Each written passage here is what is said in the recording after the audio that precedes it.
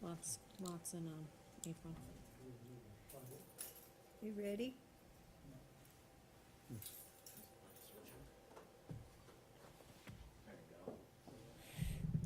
Uh-oh, the empty chairs. You're on. Okay, thank you. Good evening, 6:10 Groveland Board of Selectmen meeting of April 21st, Tuesday. And Bill Dunn and Betty Gorski are here. We're waiting for Joe Demore, so we'll do the Pledge of Allegiance and take care of a little business before Joe arrives. Pledge allegiance to the flag of the United States of America and to the republic for which it stands, one nation, under God, indivisible, with liberty and justice for all. Thank you. Bill, we'll go right to the appointments. Okay. Does that sound? We have an appointment of Robert A. Richards, Hamilton, Mass., to the position of Reserve Patrolman, effective today, April 21st, through June 30th, 2015. Do I have a motion that we appoint Mr. Richards? Yeah, I just had a question. So this must be filling someone that went out, you think? Well, this is the reserves, so they were short some reserves anyways, so this Okay, is just filling to, it. just to Okay. continue to build up Yep, their so reserves. that's, I have no problem with that. Second? Seconded. All in favor? Aye. That's unanimous. And So Betty, on this, the discussion item, I don't know if you wanna hold off, you actually cannot vote on the matter because the election, it involves the election which you're a part of. So you can certainly discuss it if you'd like until Joe gets here, but you can't take a vote until he's present. Okay. So this is bookkeeping that we need to take care of on that legislation that was filed for the 5-member Board of Selectmen, is that correct? Yes, so the original legislation that was filed, according to town council, was not clear enough to identify how you were going to go from 3 selectmen to 5 selectmen. It was the interpretation of the town clerk, in working with the state election office, that the 2 highest vote getters at the May 4th election would receive the 3-year seat. The 3rd highest vote getter would receive the 2-year seat. So this legislation is really just to clarify that, to make, it can be done through a governor's bill, not a full legislative vote. But that way it just clarifies how we're handling it, exactly spells out what we're doing here. And that's really, it is just a bookkeeping measure, but it needs to be done. So Okay. this language wasn't in the initial bill that was filed by Selectman Demore? And our local legislative um, delegates. Bruce Tarr and Glenn Mira? Yes. Okay. So the letter will correct, or, as you say, clarify anything that wasn't addressed at that time? Correct, it's simply to clarify the process of how we're going from 3 to 5, because that initial legislation was silent on that matter. So when Selectman Demore arrives, we'll vote on that, and I'll abstain. Yes, correct. Okay.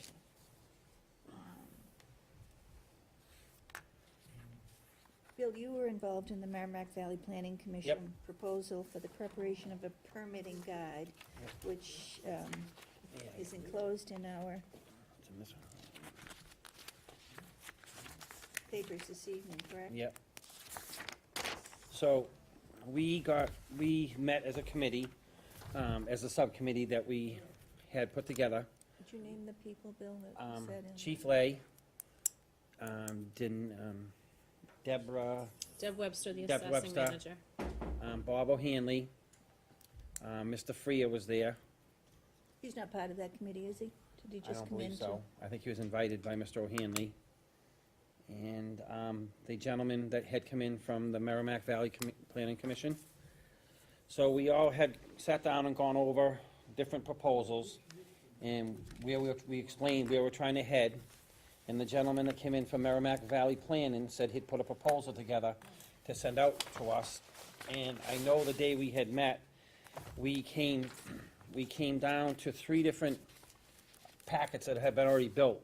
There was one here from Georgetown, there was one from the town of Danvers, and I think there was one here from Westford. So these are the 3 packets. They're gonna send the 3 packets out to all our different committees and boards, have them go through the packets, decide how they wanna, each department wanted to put their paperwork together, submit it back to us again. We were gonna take what each committee had, compile it, and send it off to Merrimack Planning, and they were gonna put a packet together, Town of Groveland ready. So in the interim, we had gotten a proposal from Merrimack Valley, and I forwarded over to Denise because I wanted her to try and clarify what they're trying to actually say here, but I guess there's a couple different criterias and how we wanna do it, so. Yes, so they build in each year some local hours to assist us with projects and work. Our assessing office is usually the office that uses the hours at the end of each fiscal year, updating the maps with the GIS. So I did speak with Debbie today to see if she had hours available that we could use, and she said yes, she would be willing to allow the hours to be used for this project so that, number one, the hours don't go to waste, and she could always find money or figure out what to do with the additional, the time that she needs. So by using hours from MVPC, the remaining cost would be $2,750. If we do not use any of the allotted hours, it's $6,390. So what I did was I went through and figured out that $2,750 if we use the hours. I think my recommendation would be that each board and committee, the building department, the Board of Health, the zoning board, the planning board, we should be taking a portion of money from their expense line. They all still have money available, because it's really those boards and committees that would benefit from this. So it shouldn't be that we need to find a lump sum of $2,750. I think each department could free up some money available to streamline this process. And we could perhaps use the the fire department, the town clerk, if it would benefit her. So we really need to see who this packet is going to benefit, and we should be targeting their expense money to cover this. And I think we can easily do it. Yeah, I know when we met with the representative, he said that a lot of towns in our area are struggling with the same thing that we're going through. Same issues. And that a lot of the towns that have already adopted this criteria and booklet, it really smooths a lot of things out. And one question he asked is, where would we put these packets? And we were saying, like, the assessors, the H department, planning board, zoning board, they'd all have a packet, the building inspector would have packets. And this way here, the information would go from board to board, and they can read it and understand what needs to be done, and it will hopefully take care of a lot of the confusion that we've been having. So I thought it was a good thing to do, and like I said, the board was waiting to hear what we made for our decision, and they were gonna press forward with it. In the interim, they passed out the packets to all the different departments and committees. Oh, they have? Yeah, I think Deb was gonna send everyone. I saw an email that went out that she did do that. So they're gonna hopefully be putting their information together. I know that Conservation already had put a packet on our very second meeting we had. They had done theirs already, and there was one other board that So had done. that'll be incorporated into that packet? Each department will have, say this says Groveland on it, each department would have what they expect when someone comes in for a permit. They'd have their page or pages in the booklet, and then they'd read down and say, okay, we're coming into our planning board. They know they gotta do what they gotta do. And I think a lot of it was, they had graphs in here, and you follow the graph down. And I think actually the chief What is liked it, the the idea. steps to be taken? Steps to be taken. Like you'd start at the top of the graph and you'd follow the graph down, okay, I'm putting an addition on, I need to do this and this for the fire, so it'll just make it a lot easier. So, Was there representation from every board that would be involved in this Yep. permit? everyone's gonna have a piece of this But book. at your meeting, did you? Just the subcommittee we had put Subcommittee, together that okay. Saturday. All right. So I think that committee is gonna meet again with the selectmen on another all boards meeting, and then we'd have to do the final booklet. So, was it Todd that came from Merrimack Valley Planning? Or I'm was not really somebody else? sure. I'm Was not he the sure. gentleman that came here for the trails presentation? No, Different this guy. was a different guy. Okay, all right. This guy actually was the city of Peabody assessor for so many years. He had left the city of Peabody and went to work at the Merrimack Valley Planning Commission as their, so he specifically knows what he does in this kind of stuff. Okay. So it sounds like we can come up with the $2,750, it won't be a problem. Correct. So when I left that day, they said that I needed to basically go and find the funding, make sure the funding's gonna be available, get back to Deb, because she's gonna kinda head it up, tell her that we can find the funding, and then they were gonna press forward once all the information came in from the different committees and departments, and we're gonna meet again, hopefully within a month's time, to get that stuff and compile a booklet. All those committees, commissions that are impacted by this document, will they share equally in the cost? Is that I would how- say yes. Okay. Yeah, so- Well, I mean, it would depend on what they have for expense money, so some departments or boards have very little money, so I would have to really go through and see what we can afford in each department. So if it's not, I need to know which departments are impacted, and then we'll go from there. Okay. So I'm assuming it's building, planning, zoning, conservation, fire, Board of Health. I know whatever department is involved in a permit, that's who would be impacted. So we haven't made those boards aware. Deb This was is- gonna send out a copy of each one of these booklets, she was gonna send a letter to them, Has and she- tell them to start putting their information together. Has she done that, do you know? I believe she has, I did. Because I know she was kind of busy this time of year. I believe right when we get done, she had taken care of it. Okay. Well, that's good work. So it's, we're pressing forward, so that's good. It's good. Very good. Needed, Compliments to Deb, too. needed. And anybody that showed up and offered their Everyone that showed up was, input. everyone that showed up and put their input in, it went well, and, we got it done, and it was a short period of time, and like I said, I think everyone's It's more kinda. manageable in that smaller group than the larger group we had, everybody weighing in. Yeah, but, like I had said, was that day that I had said, is that the second meeting, we had the all boards meeting, if everyone had brought their information in that day, Would you have been able to do that? we would have been able to do what we're doing here. But, it's gonna get done, and we're gonna move forward, I think it'll be good. Then we won't have situations where people come in for a permit, and then they find out they were supposed to do this, this, and this. They have the packet, they were handed the packet, they can't say, oh, well, I didn't know, And it's something we can put on our website. as Yeah, well. that, they did talk about putting on the website as well, you're right. Do we need to vote anything at this point? If, you can certainly vote if you want to vote with moving ahead with Merrimack Valley, provided we can cover the cost. And then that way I can reach out to all the committees and boards involved and make sure we have the funding. So, So I'll make a motion that we move forward with the Merrimack planning permitting process that we hopefully can approve the money to move forward of $27.50. have a second, Joe? Second on that. So- All in favor? Aye. Thank you very much. It's a good beginning.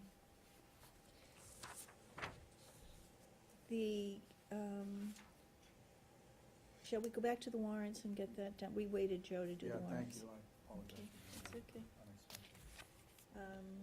So could you do the payroll warrant? Joe, can you just turn on your microphone?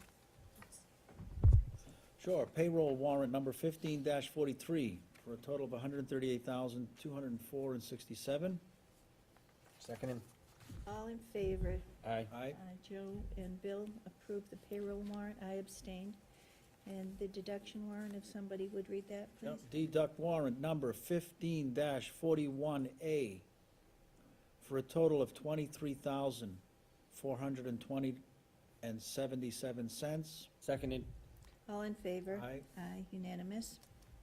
Bill warrant number 15-43 for a total of $412,923.43. Seconded. Please. All in favor? Aye. Aye, unanimous. Thank you. And we did the appointment of Robert Richards to serve as a reserve police officer for the police department for the end of April, May through June, Joe. Okay. Yep, I saw that was recommended by the chief of police. I assume so, thank you. That's taken care of. Then the legislation that was filed for the 5-member Board of Selectmen, we have to clarify a few things on that. The term that each candidate would be running for, that, we have a letter that we're sending to the Honorable Charles Baker, Governor of the Commonwealth, and we have it here. I saw that, Did you see it? yes. Okay. And that would just clear up any language that might be questioned. So, do I have a vote that we send that off to the governor? at So this moved. time? So if I may, Second. the motion actually has to take form in what's on this separate piece of paper. So that actually has to be the motion for the minutes. Oh, You should have that too, Betty. Yeah, you should have it, but it's probably in your I- pile I somewhere. That's probably- okay. covered it up. Oh, I have the motion. And then we should There you go. discuss it. Yeah, there you go, thanks. The motion should read, I move that the board vote to request the governor to submit a special legislation on behalf of the town and in accordance with the Home Rule Amendment to the Massachusetts Constitution, ratifying, validating, and confirming the May 4th, 2015 annual town election for selectmen despite technical noncompliance with general law, Chapter 54, Section 41, 42, and 64, and the provisions of Chapter 184 of the Acts of 213 in a form similar to that attached to the minutes of this meeting, and further to authorize the chair to sign a letter similar to that attached to the minutes, both revised as the chair and town council deem appropriate, submitting the proposed legislation to the governor. Next paragraph. I would read it just Okay. for the record, The yes. special act may take the following form: an act relative to the 2015 annual town election in the town of Groveland.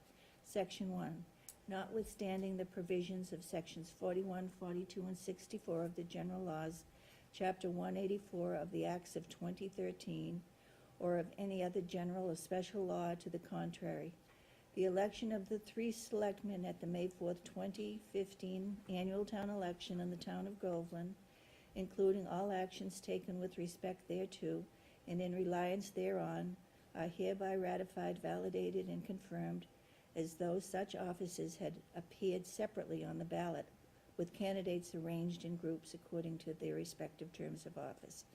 Section 2, this act shall take effect upon passage.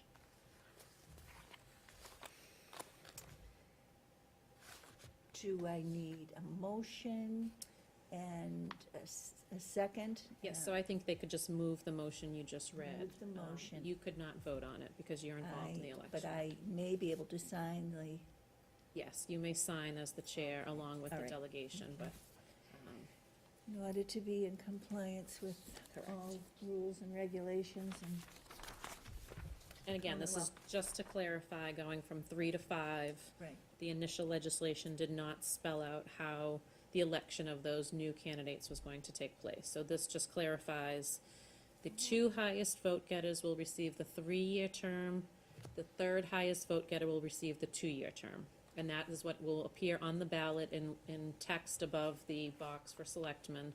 And this is just to clarify that with the governor. that language will be on the ballot? It will appear on the ballot. And the secretary of the elections division confirmed that that is what the law reads. It's just that what was passed did not specify that. No, the elections division did not specify that's what the law read. They agreed with the town clerk's interpretation that that's how you could proceed. The law, the legislation that was initially filed should have outlined how you were going to go It from was 3 too to 5. vague And it was too what vague. was signed into law. Correct, so the town clerk interpreted that to be exactly how it is, the 2 highest vote getters and then the 3rd highest vote getter. Because the language is silent in the legislation, we need to actually file something to clarify. And that was discovered recently, April 8th. It was discovered when she was going to print the ballots, yes. Because people have asked, I think all of us questions, how does that work? Can I run for the 2-year seat, for example, or the 3-year seat? But it's just the highest vote gets a 3-year seat, second highest vote gets a 3-year seat, lowest vote gets a 2-year seat. Correct. And you could have done it the opposite. You could have had people take out papers for the 2-year term and the 3-year term. Right. That's not how it was handled, so that's why we need to just, and if it was handled that way, we should have clarified that as well. It would have had it been spelled out in the beginning. Correct. So next year, there'll be only 1 seat available. In 2017, 2 seats, 2018, 2 seats, 2019, 1 seat, 2022, 2021, 2. So it's 1, 2, 2, 1, 2, 2, 1, 2, 2. With the adjustment year being today because Betty's seat is up also. Correct. So just people are clear, and so we can help them. So We can I'll all say help. so moved. Okay. All in favor, gentlemen? Aye. Aye. And I abstain. I will sign the document, though. Yeah, so town council may revise it. They were looking for copies of the ballot, if there was any publication when the original legislation happened. So they're looking for some documents to support this, so they may change the letter slightly. Great, well done. Okay, so we're taking care of the Merrimack Valley Planning proposal for permitting guide, and the Finance Committee's approved budget, is that something we're taking care of tonight? Selectman Demore had asked that that be on here. Just a few minutes, I had a So couple it is, I did include the recommendations from the finance, so you can see what their recommendations were. So just so the public is aware, the budget that is presented at town meeting is not the Board of Selectmen's presented budget, but it's the budget that is presented and approved by the Finance Committee. So I went through the numbers again, and I was really pleased to see that the Finance Committee agreed with the Board of Selectmen in a number of issues. In particular, I was pleased to see that they agreed with us that we should have an additional police department of policemen, that one of the two key people that the Highway Commissioner requested also was approved, or they believe that that is something that should be funded. And again, I'm speaking as a board, I'm not talking about any possible dissent among board members. As a board, they supported that. They also supported the part-time help at the cemetery. They also supported our,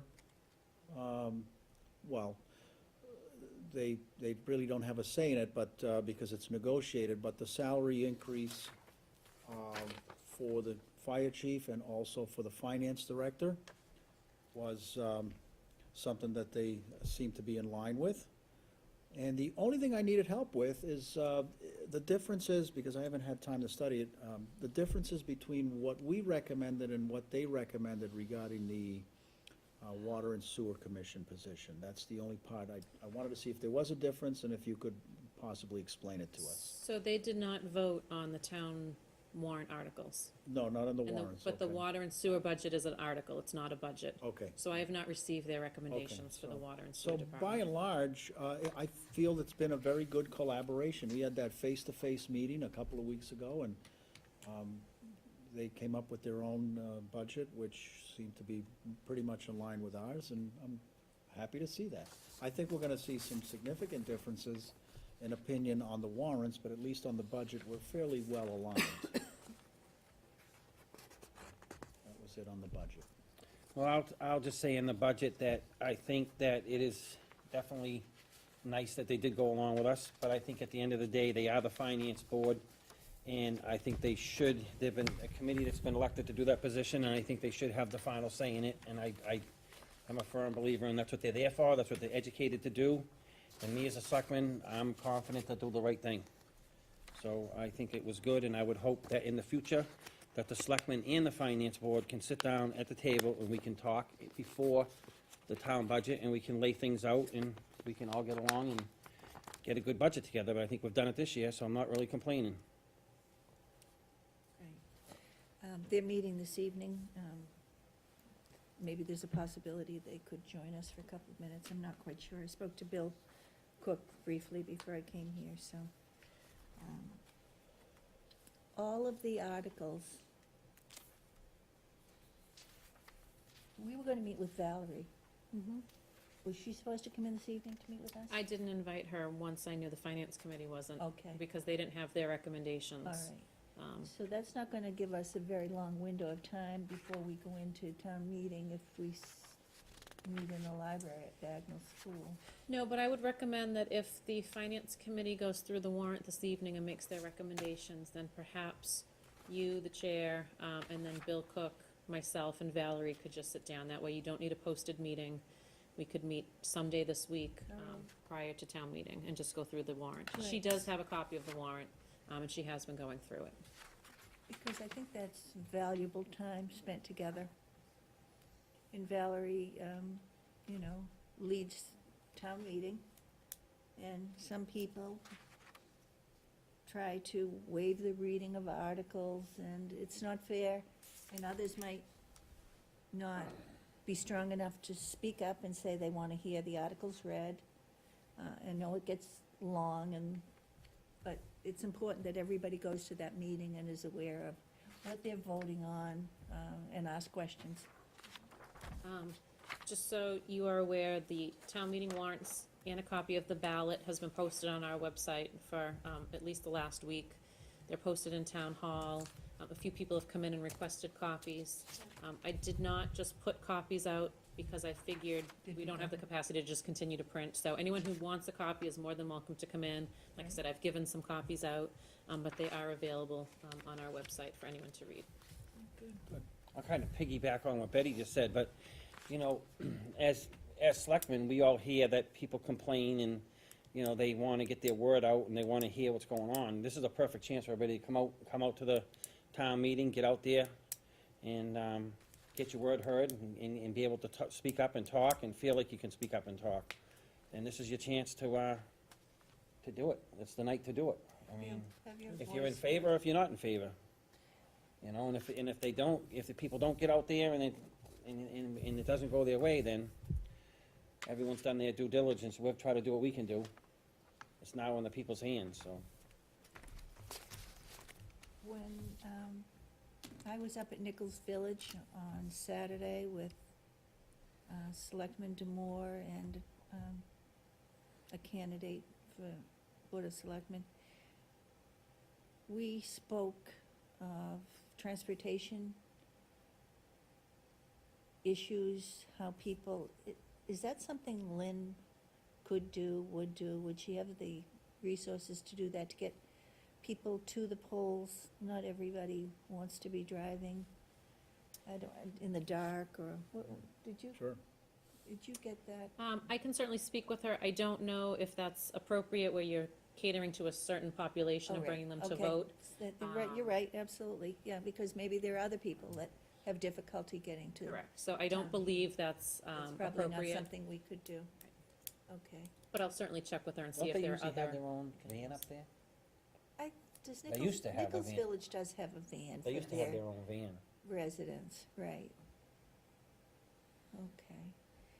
Well, you know, generally speaking, the older citizens of our community, I think, in some years, or many years, they've been somewhat underrepresented at town meetings. I think Betty's thought is quite valid, and that's the response. So, at the end of the day, I would hope that maybe the folks at Nichols Village would organize themselves, as they do on election day, on voting day, and make arrangements for rides to get to the town meeting. We hope that people are hearing this and that we can encourage them to do that. Because at the end of the day, there's some of those warrant articles are gonna be hotly debated.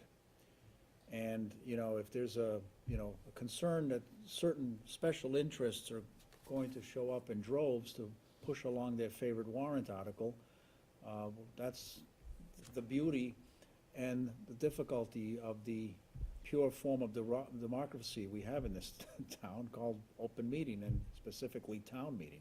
It's kind of a bit of a dilemma, so we'd like to try to get some of the underrepresented population members of our town, specifically the elderly, to go to town meeting. So that's a good point, Betty.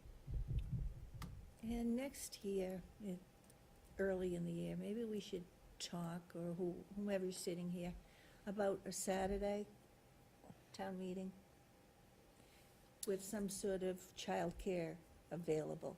You know, the kids, I call them kids all the time, students at Pentucket Regional, have that community service program. They can get credit for doing that, and that would be a great service to their community.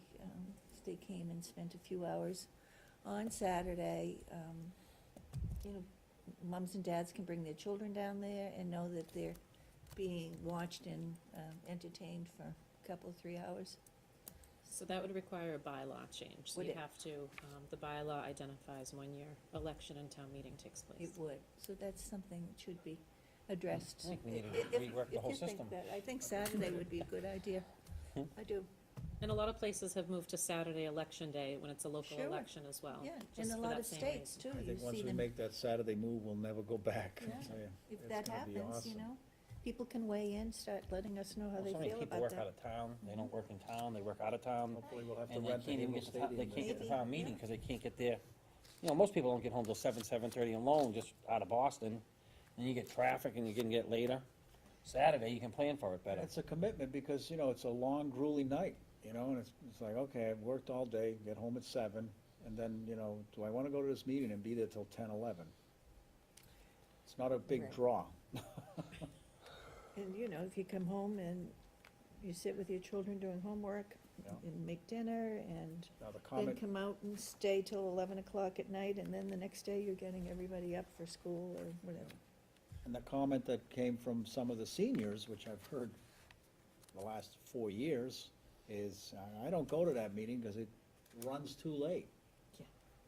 So, yeah, So, Saturday's the only way to go. Would love to see that next year.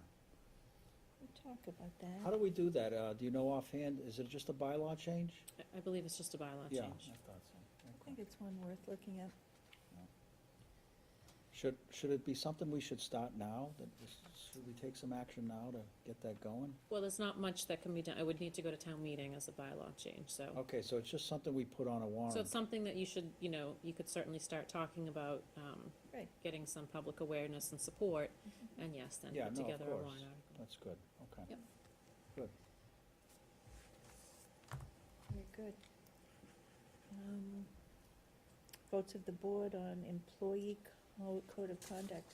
Did you want us to read that, Denise, or out loud, or what's your suggestion on that? You can, I actually don't remember, this has been before you a few times, I Yes. don't know if it's been read aloud, I don't remember.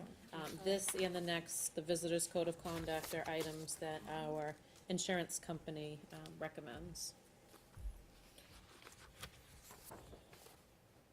So each one of our employees are gonna get this.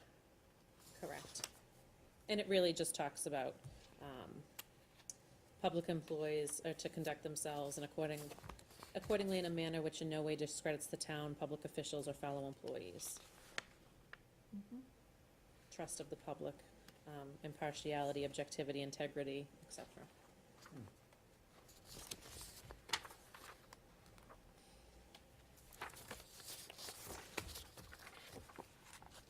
Well, this is something that's used everywhere, I believe.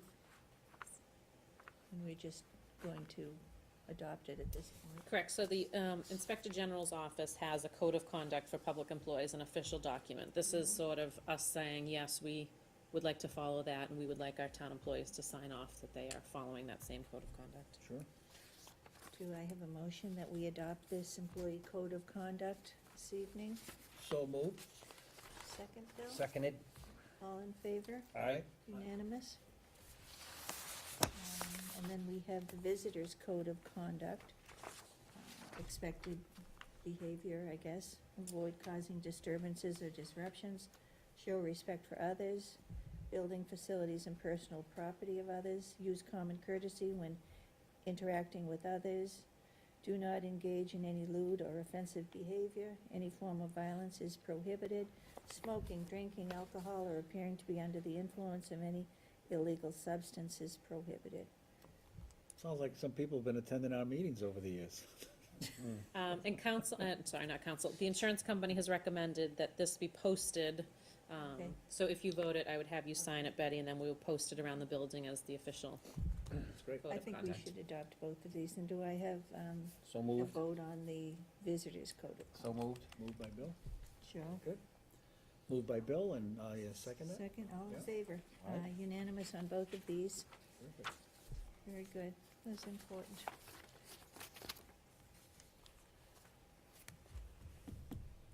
Okay, we have a resignation of Water and Sewer Department employee Ralph Renzulli, effective April 9th, 2015. And he sent a letter to Tom Cusick, correct? Yes, he did.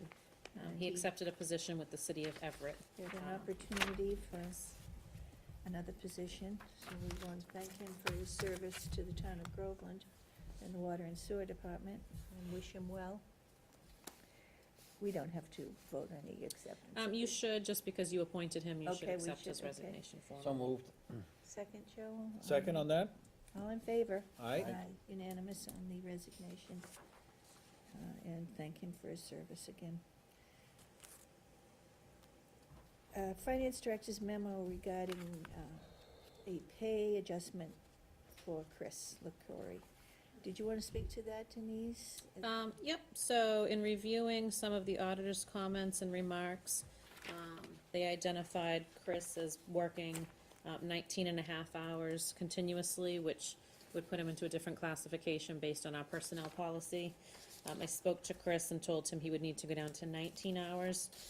Therefore, I'm requesting through this board to increase his hourly rate from $25.75 to $26.43, so he sees no change in pay. His weekly pay would stay the same, it's just we need to formally change his hours down to 19. And we didn't do that in the past? Not that I could find. He's been at 19 and a half since he was hired, Really? and that goes against the personnel policy. I'd like to make a motion that we accept the Finance Director's recommendation as stated to adjust the salary of Chris LaCory, Seconded?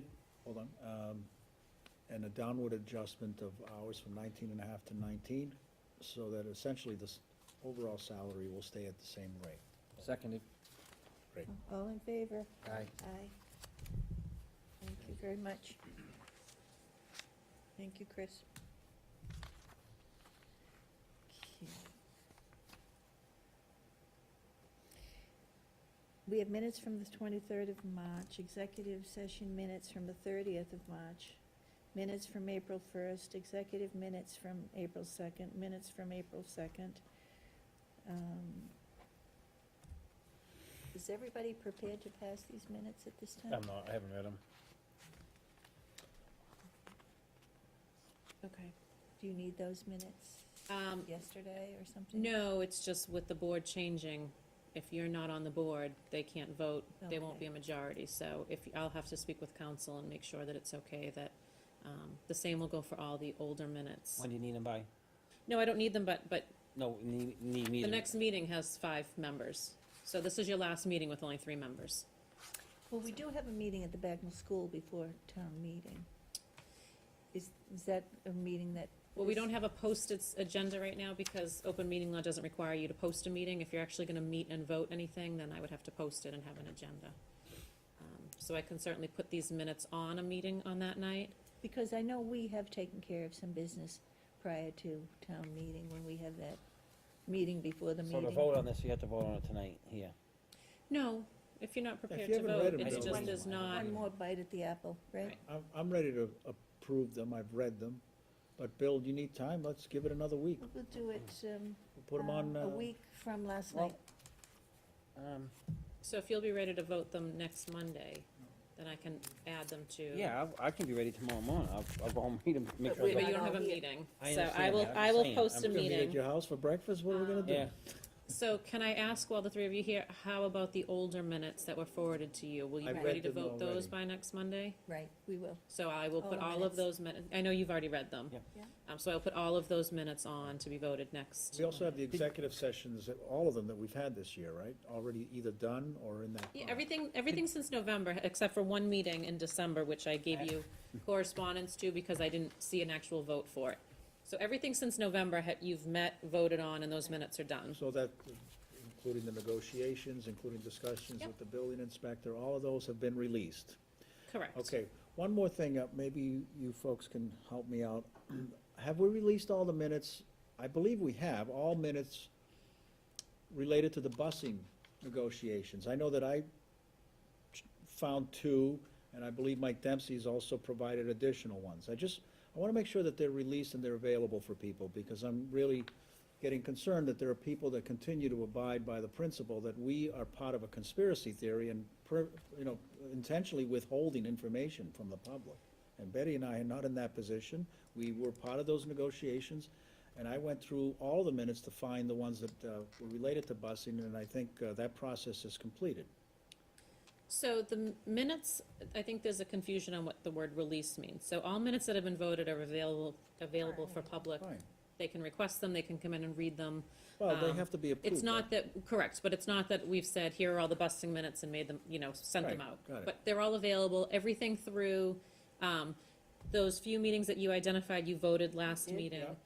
The meetings that Mike Dempsey identified were from early in 2013, January and February, those should have already been approved. Approved.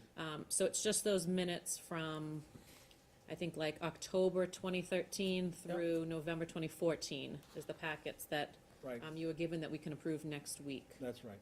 With, what probably one of the most important ones was April 22nd of 2014, and that was released as well. Yes. Again, I say released, meaning, like, we have minutes here that have Available. not been approved yet, so we can't release. Correct. That's what I mean by release. Correct. so. But those few minutes you've identified and you voted last meeting, I actually copied and gave to the finance committee, because I know they had concerns on Well, they the were very, busing matter, they were so. very clear at a recent public meeting that, again, those were being withheld.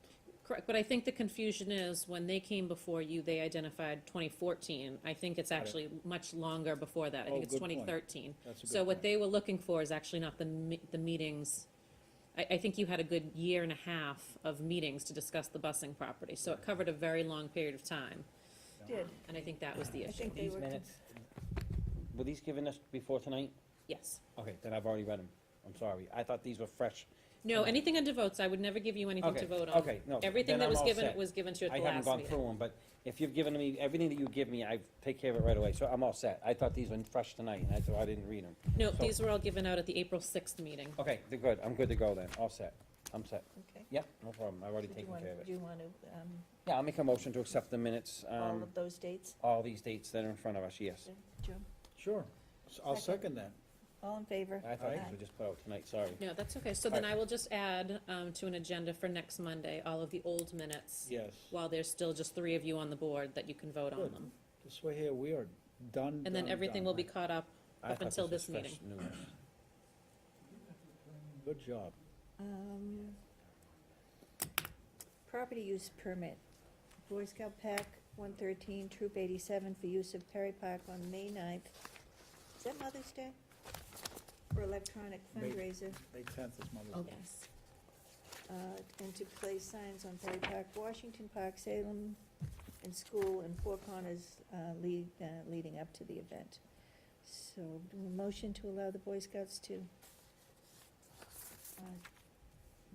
be on Perry Park on May 9th for the electronic fundraiser that they do every year. I'll make a motion to accept and let them install their signs at Perry Park for the electronic fundraiser and whatever other park, Washington Park and Perry Park. Salem and school. Salem and school. So, yep, Second, Joe? Second on that? All in favor? aye. Aye. Very good, thank you. Unanimous. Request by the Water Sewer Commissioners to grant Tom Cusick 5 additional days vacation per year. We've got information in our packet about that, and there seems to be some discussion about where does Tom fall under the personnel bylaw, or is there some other, Yes, so Tom falls under the personnel procedure manual appointed by this board. When I took over the accruals last July, I started keeping track of everyone's vacation, sick, personal time, and the time that he had turned over didn't equal what he should be receiving under the personnel policy. So I reached out to him and told him that, and he said his board, upon hiring him, gave him 5 additional days. I said there was nothing in his personnel file, there's nothing documenting that, and he doesn't have an individual contract, he can't negotiate vacation time, just like no other employee that you appoint that does not have a contract can negotiate. That in turn led to a letter from the chairman of the Water and Sewer Commissioners asking for the 5 additional days. And then I was provided with a letter from 2009 asking for the Water and Sewer Commissioners to set the vacation time policy for the Water and Sewer Superintendent. I did not have a chance to go through the minutes to see if anything was approved back then, but I do know that since then, he has not those additional 5 days have not been recognized as far as the town is concerned. So I think if it did pass back then, he would have had that in his file, but we don't have any record of that happening. So therefore, it's up to this board to review this request. How many vacation days, weeks does Tom get now? At his higher date, he would be at 3 weeks and 2 days, I believe. I think he's, or actually 16 days this year, because he hasn't completed his 8th year, 7th year. I ask a question, who is in charge of hiring Tom? Who was in The charge? board, well, just like all others, the Water and Sewer Commissioners would have recommended him to this board. This board has to appoint him. Yep. And who would have sat down and discussed his money and his rate of pay and his vacation and all that? Well, vacation, sick, and personal should have not been negotiated because he falls under the personnel policy, just like all other department heads. I don't know who would have sat down. I'm assuming it would have been the Water Commissioners that would have chosen his rate of pay. But again, this group would have had to affirm that by the vote in appointing him. But there's no paperwork to say that was discussed and voted on and determined at that time, correct? The additional vacation time, no. No. Just now that I was just given this letter from 2009. That letter says what, Denise? It says a few things that they would like the board to consider an addendum presented for the purpose of governing the Water and Sewer Department's employee overtime and vacation policies. It talked about overtime for the staff and vacation time for the superintendent. It talked about those two items. One issue that I've had that will be coming before the board in the next month or two is the current personnel policy manual does not address the Water and Sewer Department. It does not identify rates of pay. It does not identify increases for obtaining licenses, clothing allowances, things like that. Things that the Water and Sewer Department have been receiving. So I met with Tom and I told him he needed to provide me a written document of how they are operating so that it could be incorporated into the personnel policy. A question came up about a month ago when this board granted an increase in pay for someone who obtained a license. We had no backup. We don't know what scale that falls under. It was just an amount that they presented to us. And I don't think that's right. I think there should be a document, part of our personnel policy, that states that those employees get a clothing allowance. Those employees get additional monies for obtaining a license. Similar to what we did with the highway department. Granted, they're a union and we negotiated that additional license fee, but there should still be some document that identifies how we're paying that group of employees and what benefits they get. It can't just be a random, we decided to give them a clothing allowance today that this board never approved. So those are some of the items that I'm trying to straighten out with that department and incorporate them into the personnel policy. And again, this sort of came up as part of that.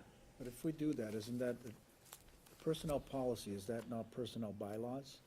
You don't have a formal bylaw. It's the personnel policy manual is the way it's That's, presented. So in 2008, we have nothing backing up this conversation in 2008? I haven't gone through the minutes, so I don't know if there was ever a vote taken. I know there's nothing in his file, and he has not been granted, as far as the town is concerned. He has Right. not been, those 5 extra days have not Right. been observed. So on behalf of me, I would like to give this more time and let Denise see if she can come up with some information. It really And- needs to be and better defined. only because if we're gonna set one precedent here, it may come up down the road, so I'd rather, before we move too quickly on it, let's do as much investigating as we can, so we're fair to all parties involved, that's how I look at it, so. I do think you may have an issue with other department heads who have been here for the Right, same amount of time or longer. Right. I would recommend, again, I am looking at the entire personnel policy to update it. I would say that one thing we should look at is how you go about giving vacation time, specifically to department heads. I think if you're looking to attract someone with experience, someone that has experience in another community, it's unlikely that they would come here and give up 5 weeks vacation and come to 2 weeks vacation. So I think there should be some method of recognizing prior municipal service. But you don't start out with 6 weeks vacation. That is correct. 6 weeks vacation is really unheard of in the municipal world. And it- I'm shocked that there's 6 weeks of vacation here. Right. The other thing that I was gonna say, and it's kinda getting off the subject that we're talking about a little bit, but I know I was watching the social media on TV, and our finance board was saying that they would like to be more involved in negotiating with contracts and people's contracts and stuff like that. And I think sometimes it is better to have a second eye on things, which would be good, but, I mean, it's obviously not gonna help their situation, but, I mean. Right, so this has, Right, this I is agree. not negotiating, so no, there I are only, understand. right, so under the law, there are only several positions that can actually have a contract. Right, That would be up to the Board of Selectmen if you decide to give up your negotiating rights and include the Finance Committee. Right. That is your obligation as selectmen, to negotiate union contracts and employment contracts. If you choose to include other boards and committees, that's up to you. and what Right. should be done as a new board, we'll talk about it later on, we have a new board. Because we do negotiate with highway, with dispatch, with patrolmen, Correct. right, Correct. The two chiefs, the deputy, and myself right. are the contracts you have. You know, the electric light department is considered to be an enterprise fund. They don't have to come here and ask us if they can give their staff raises, or if they can give their department head a raise. They have 3 commissioners, and they vote, and they do that. Now, sometimes, do you think the water and sewer department thinks that they are an enterprise fund and that they don't So they need are. to come before us? So the water and sewer, they are an enterprise fund, but the law is different when it comes to electric light departments. It is. So the law gives the light department more autonomy than it gives the water and sewer department, Mm-hmm. Yeah, a lot more, probably. a lot more. Yeah. So yes, and I believe that's how they functioned for many years on a lot of different, like I said, they give their staff a clothing allowance, but nowhere in the personnel policy Does it say does it that? say that employees may have a clothing allowance. And Okay. I think incorporating those things into a policy that this group approves is a way to keep in line, so that what you're negotiating with your unions is also what your non-union employers are getting that are dealing with labor. And again, clothing allowance, it can be specific to the water department, but it should be something that you're voting and approving, not just the water and sewer commissioners, I in would- my opinion. I would be in favor of, and in consensus here, I agree with Bill and Betty, but I would like to see a draft of a revised personnel policy that is very uniform, that can be applied to all employees. We can't have any differences. And I can't respond to this letter or what may have been said in the past. I agree with Bill. I couldn't possibly support anything at this point. But what I will support is I'm hoping that by the end of May and June, we have a draft personnel policy revised and uniform that we can deliver. Yeah, so just so you know, I did reach out to all employees that are covered by the personnel policy. I asked them to review the policy and make recommendations to me that they would like to see incorporated. Good. I got 2 recommendations. One of them I just can't support putting forward to this group. Another one has a financial implication, so I would look at it. But I tried to get employees involved. This policy affects them. You know, if there's anything that they feel has been unfair, but we did not receive any feedback. I had asked for it by the end of March. I just received the water department's, I actually haven't even received them yet. I was told that the water department has some changes. I am scheduled to meet with the water and sewer commissioners to discuss this, because they had some questions on it.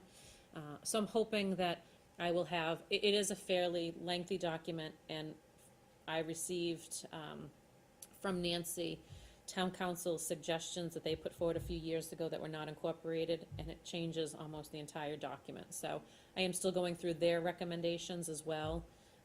There are items identified. It identifies the personnel board, which no longer exists here.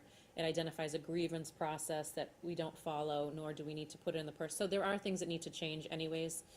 So I am hoping to have a fully revamped personnel policy to present. I just don't know how quickly. I've been working on it off and on, but I don't know how quickly that completed document will be ready. On the comment about the finance committee negotiating or lending a hand, if you will, or being involved in negotiating contracts, I agree that we should probably have a conversation. I'm a little surprised to hear that, because I was accused recently that, by asking to collaborate, that was to be construed by some members that I'm trying to control their votes. So I guess at some point, collaboration is collaboration. I do believe in it.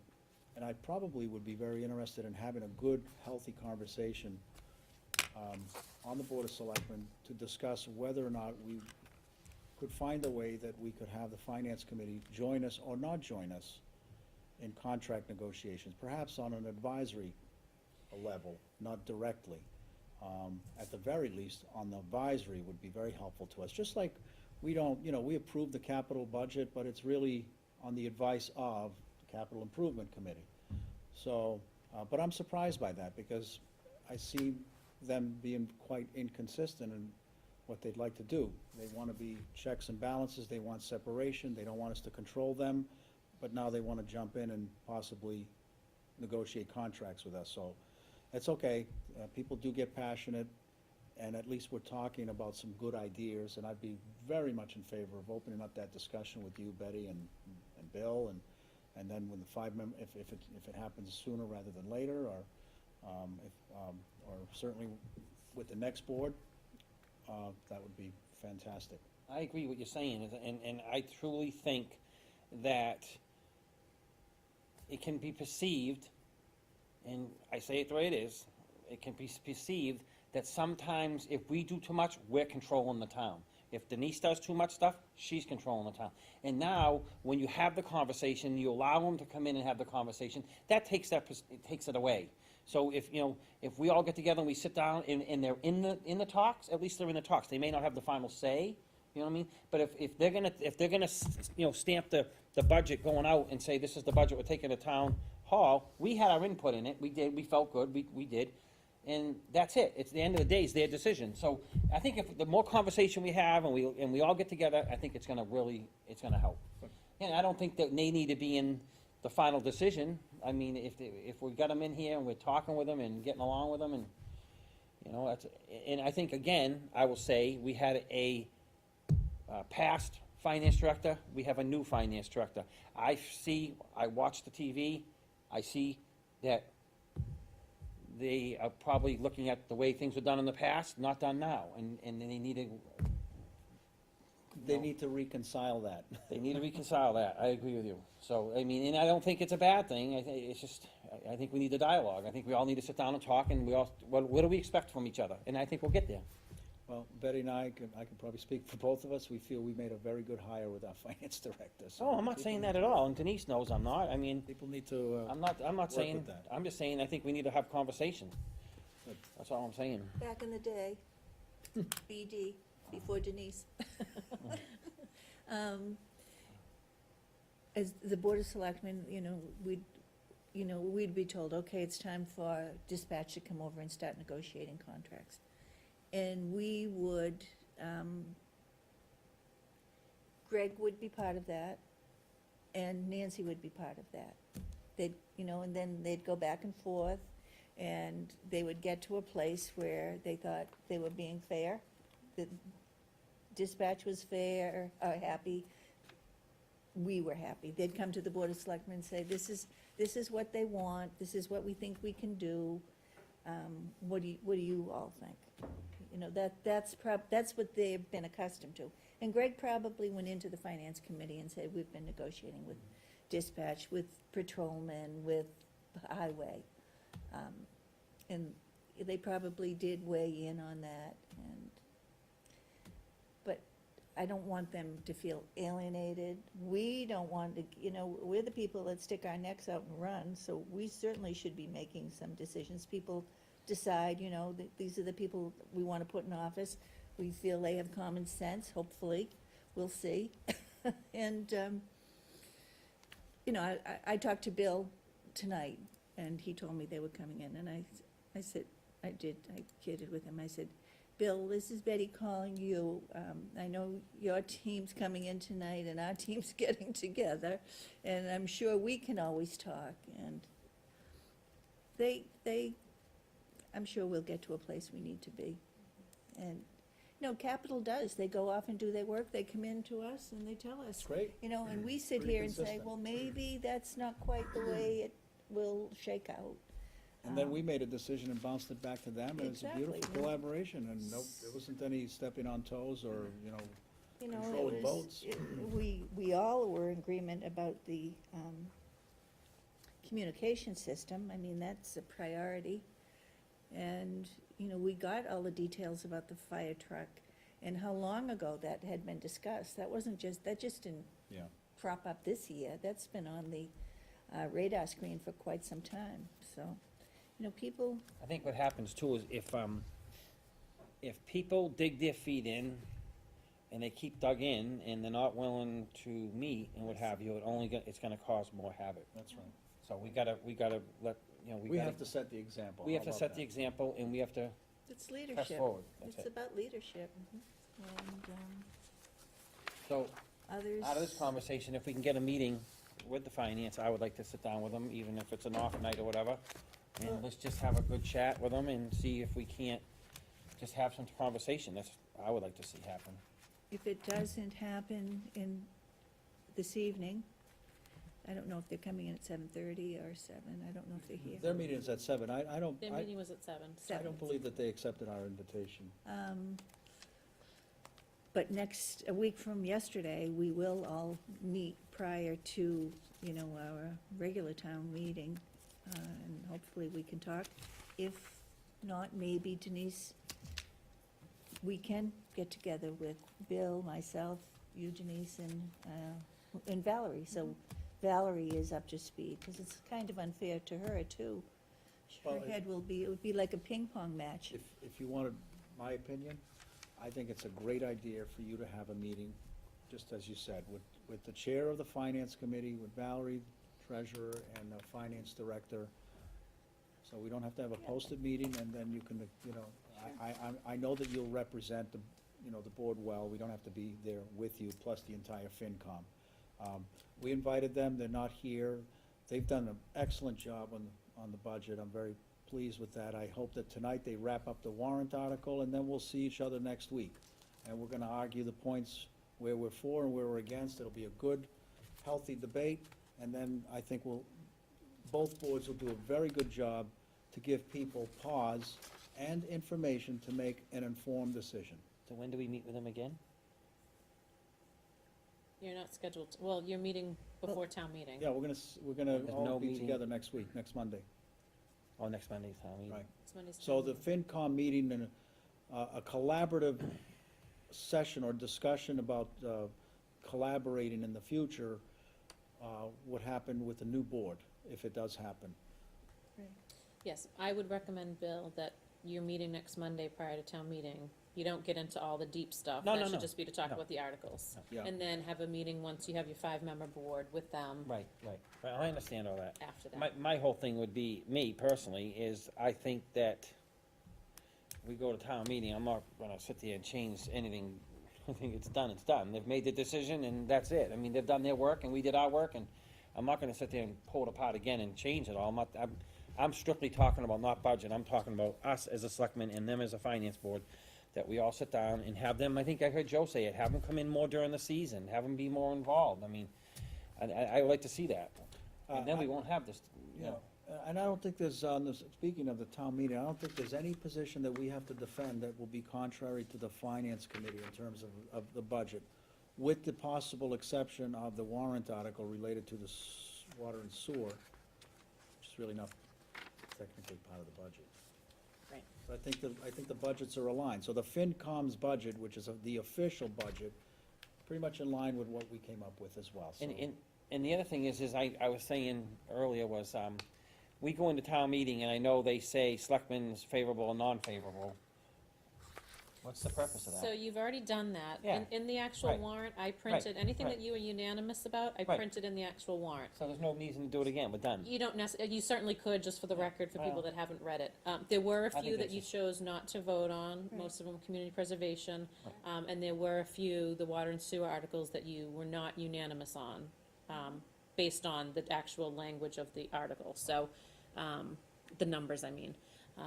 But anything that you voted on is printed in the warrant that way, that you've already Oh. voted favorable action. I would say, me personally, bringing that into town meeting and doing it again, I would feel like I'm politicking toward something, so I would, it's good with me to not even talk about it. I did my work, I said favorable, non-favorable already once, they got it, they saw what was said. As far as I'm concerned, I don't need to bring it back up in town meeting myself, so. I tend to agree, I'm just not sure how people will react to that, because, you know, Right, and that may be, you know, something Just to so discuss used to with it. Valerie as part of her reading the article. She could read and say, Selectmen voted favorably on this, because it is printed in there. maybe we can ask her to do And that. that's why it's important to sit with Valerie, so she, out of respect to Valerie, she hasn't been meeting with everybody, so Correct. Right. she needs to. That's a great idea. Maybe we can, if we have consensus, we'll just say, Valerie, just read out what did Demore say, Dunn say, Gorski say on those that we were split, and then if it's unanimous, just say unanimous, for or against. But I feel like I'm politicking. I would only No. want, you know. No, because you should be stating how you vote. All right, whatever. We So need to it's, but it's defend our already printed in position. there, so you're just reaffirming what's printed. Yeah, we have to defend our positions. We have to. People expect that from us. Right, and if the finance committee chooses to vote unfavorable on something you voted favorable for, then you may wanna state why you voted favorable for it. Yeah, I'm expecting a lot of that. I'm expecting the finance committee, based on my viewing of their last meeting, one of the previous meetings, that that's probably, unlike the budget on the warrant articles, there's gonna be Dissent. some dissent, and that's fine. And I will be prepared to speak on articles that I feel strongly about, that may not jive with the finance committee. People would expect that of me. Or all of us, actually. You know, we have to defend our position. Exactly. We have another page here regarding correspondence. Yes, so the first minutes, as I identified earlier, I could not find that those minutes were actually voted on. So I included a copy in your packets to be voted on at the next meeting. And those 3 meetings were the last meetings we had that have not been formally voted on. So those are copies for your review to be voted on at the next meeting. Do you have the emails that I sent regarding my concerns with the finance committee? I sent you like 3 of them, I think. I Yes. think I saved them all. Whenever you can, if you want to put them in a packet, because I'd like to make sure that they're available to the public. That's why I Well, sent them. anything's public information. Yeah, Yep. it's public information. That's very, very important. Yep. Thank you. Letter from Lacey Page. Am I jumping ahead of something? Nope. Okay. Is- So you have a letter from Lacey Page regarding snow removal. She had reached out during the middle of the winter when we were having some issues. She still was not happy with the resolution of purchasing of the sidewalk plow, wants to make sure something's done in the future. So this is just a letter from her to the highway department outlining her concerns. It was written to Bob? It was written to Bob and she CC'd the board. Okay. What, just in a Reader's Digest, what is the core concern that would, you would say the letter is expressing in terms of why there isn't a level of comfort or satisfaction? She feels the sidewalks were not plowed quickly enough and children have to walk to school to the bus stop on the Sure, sidewalks. Safety issue, okay. Yes, most of it is safety, that they had to walk in the street. Well, there's also, some people did clear their sidewalks early on and some didn't. So, hopefully, the road commissioner would send a letter back to Lacey, which, if she doesn't know, that we have purchased a piece of equipment, and our concerns were, I know I made some calls, and I know I had followed up and saw that they did clean off the sidewalk, and I know that that was taken care of, because I went down myself and personally, I can't speak for Joe, but I know Joe was involved in it as well. I was, yeah. And I thought it was taken care of as best as we could at the time, and I know I double-checked to make sure that area was cleared, and it was cleared. Maybe it wasn't cleared good enough because it was icy, but hopefully this isn't gonna happen again next year, because we have the piece of equipment now, and it should be able to go out right away and take care of the situation. And I think Lacey, by doing what she did in her letters, actually helped move this snowplow forward. So I think she actually made the town benefit. And there were other ladies that called. Yeah, there was about other their people that children. definitely called, for sure. Parents on School Street, Lacey, and, you know, this was such an unusual winter. People, we got through it, thank God. Right. Nobody got hurt, to my knowledge. We Correct. had a lot of things to be thinking about, removing snow off roofs, off sidewalks, off streets. So, Right. And one of the reasons the highway department requested additional staff was so that as the majority of the people are out plowing and clearing the roadways, he could have someone dedicated to right, the sidewalks. I don't know if that will be the case with one person versus the two he had asked for, but it will definitely add assistance to getting the sidewalks cleaned quicker. Aha, is that a ha-ha moment? Maybe we should Just saying. revisit? That's why I wanted both, because I remember the winter. Yep. You know, it's easy to sit here and say, well, let's not give the commissioner what he wants for help, but boy, when the snow starts flying and we have the disastrous type of winter that we had, we're gonna wish that we had that person. So we'll hope and pray for the best, and like Bill said, and I'll reiterate what Betty said as well, you know, it was a tough winter, and that piece of equipment came in very late. By the time it got down to Lacey Street, that snow was solid frozen. You know, and I was afraid that they would break the machine trying to do all the work they did do all around town.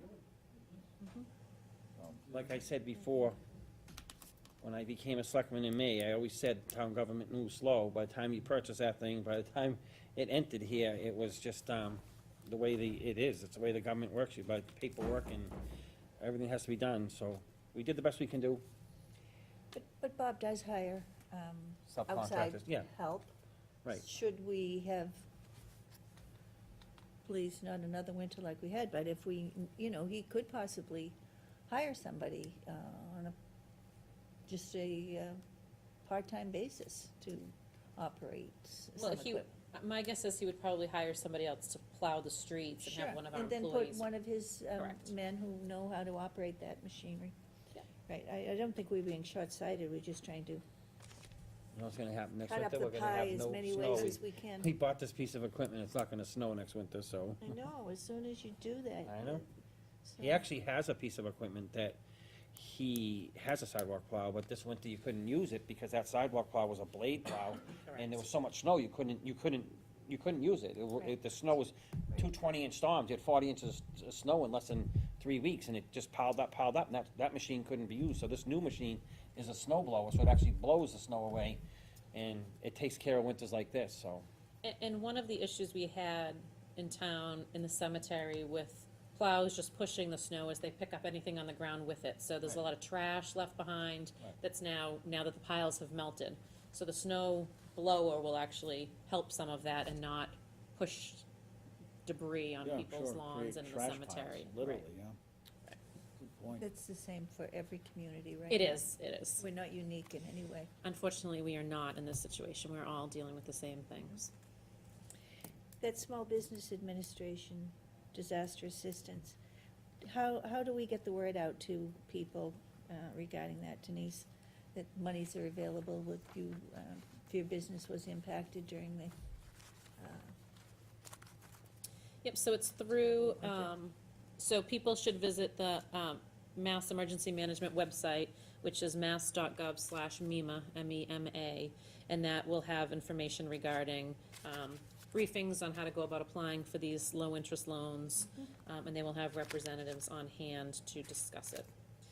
They are offering up to $2 million at an interest rate of 2.625% with a term of up to 30 years for organizations private nonprofit organizations to repair or replace damaged or destroyed real estate, machinery, equipment, inventory, or other business assets as a result of the snowstorm and flooding from January 26th to January 28th, 2015. So it only covers that initial blizzard.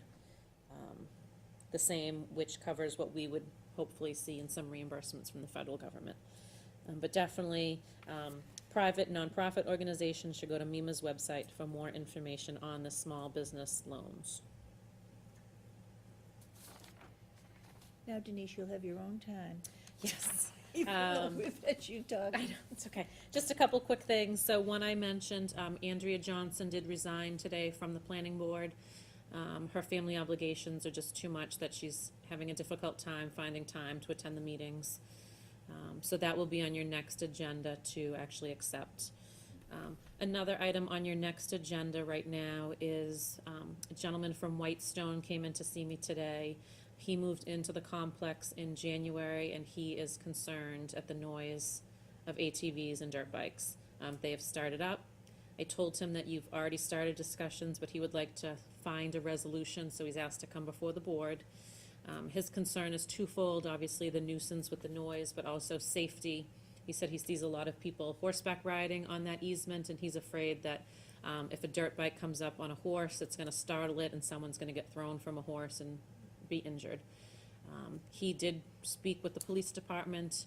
They've identified that it's a lack of financial resources, having staff available to patrol those areas, which is why he actually came to see me to find money in the budget, and I said it needs to come from the Board of Selectmen and the Finance Committee as a priority of, you know, adding additional staff or adding additional hours. It's not something we can handle right now. I did tell him that the police chief was reaching out to the environmental police after the last discussion, to see if they had any more resources they could devote to it, but unfortunately with the state resources, that's slim as well. But he said he would come in himself. If he needs to, at a future meeting, he will bring other residents from Whitestone. He will probably bring in a letter just to show that he has support, but he didn't feel like it was appropriate to come in with a big group. He just wants to start a dialogue. He was very friendly, very cordial, just wants to start a dialogue. Good. So he will be coming in on your next meeting. I can tell you that maybe it was last Wednesday, I went out to do estimates, and there was 2 trucks pulled into next to my shop, pulled into the woods. You can tell they had 4-wheeler bikes on there. So I actually called over to the station. I didn't say who I was, I just said there's some bikes there. And I said that I'm a business owner on Center Street, and I can tell you within 15 minutes, my wife called me and said, what's going on Center Street? There's all kinds of cops. So they were there, and I can tell you that only because my wife called me and said, what happened? And they were going through my yard, so they were there. I mean, I don't know what happened, I don't know the outcome of it, but I know, you know, staffing or not, they were there. So, I mean, hopefully, it's hard to do. It's hard to get them, because it's a big piece of property, and I don't know how. And as of yesterday, the gate is open. Yes, someone It's been broke our open. lock off on Center Street. It's been open for a while. It has been open. The property that they're on is obviously the National Grid easement, so it's not The our railroad- property the that, railroad bed. that they are on. The police do respond to every call. It's They just do. a matter They of, do. the gentleman told me today that the kids he observed over the weekend were young. He said one of them looked like he was 12 or 13 years old. He said, you know, it's probably a 15-year-old and a 12-year-old riding dirt bikes. He said he's just concerned that inexperience, and like I said, other people being on that in that area. I did tell him that if a trail is built in that area, most places see a decrease in electric vehicles, because you would put posts along the way to kind of stop them from driving through, but obviously that's a long way down the road if that happens. So he just has some concerns Right. that, and they are starting up now that the weather is getting Right. nicer. Oh, yeah. And the other thing is, getting off the track again, but I know it's our land, but if you went to where you just talked about the gate being broken, people have dumped couches, they've dumped truckloads of brush, they've dumped, the litter in the front of that gate now is out of control. And when Bussin owned the property, he used to have me go with my front end loader, I'd clean it up and get rid of it, so might wanna just send a little note to Bob and see what they can do. But once it starts, it just takes off, because And once they see it there, they once just they, assume they I can can't keep tell on you, dumping. boom, boom, boom. And the same as though, once we remove it, they're gonna think that they can dump it and we'll clean it and pay Right. for it to Yeah. be Well- destroyed, Oh, but yeah, thrown away. it's like that JB Little Road, too. And I know last time we were talking, we were talking about the dog park.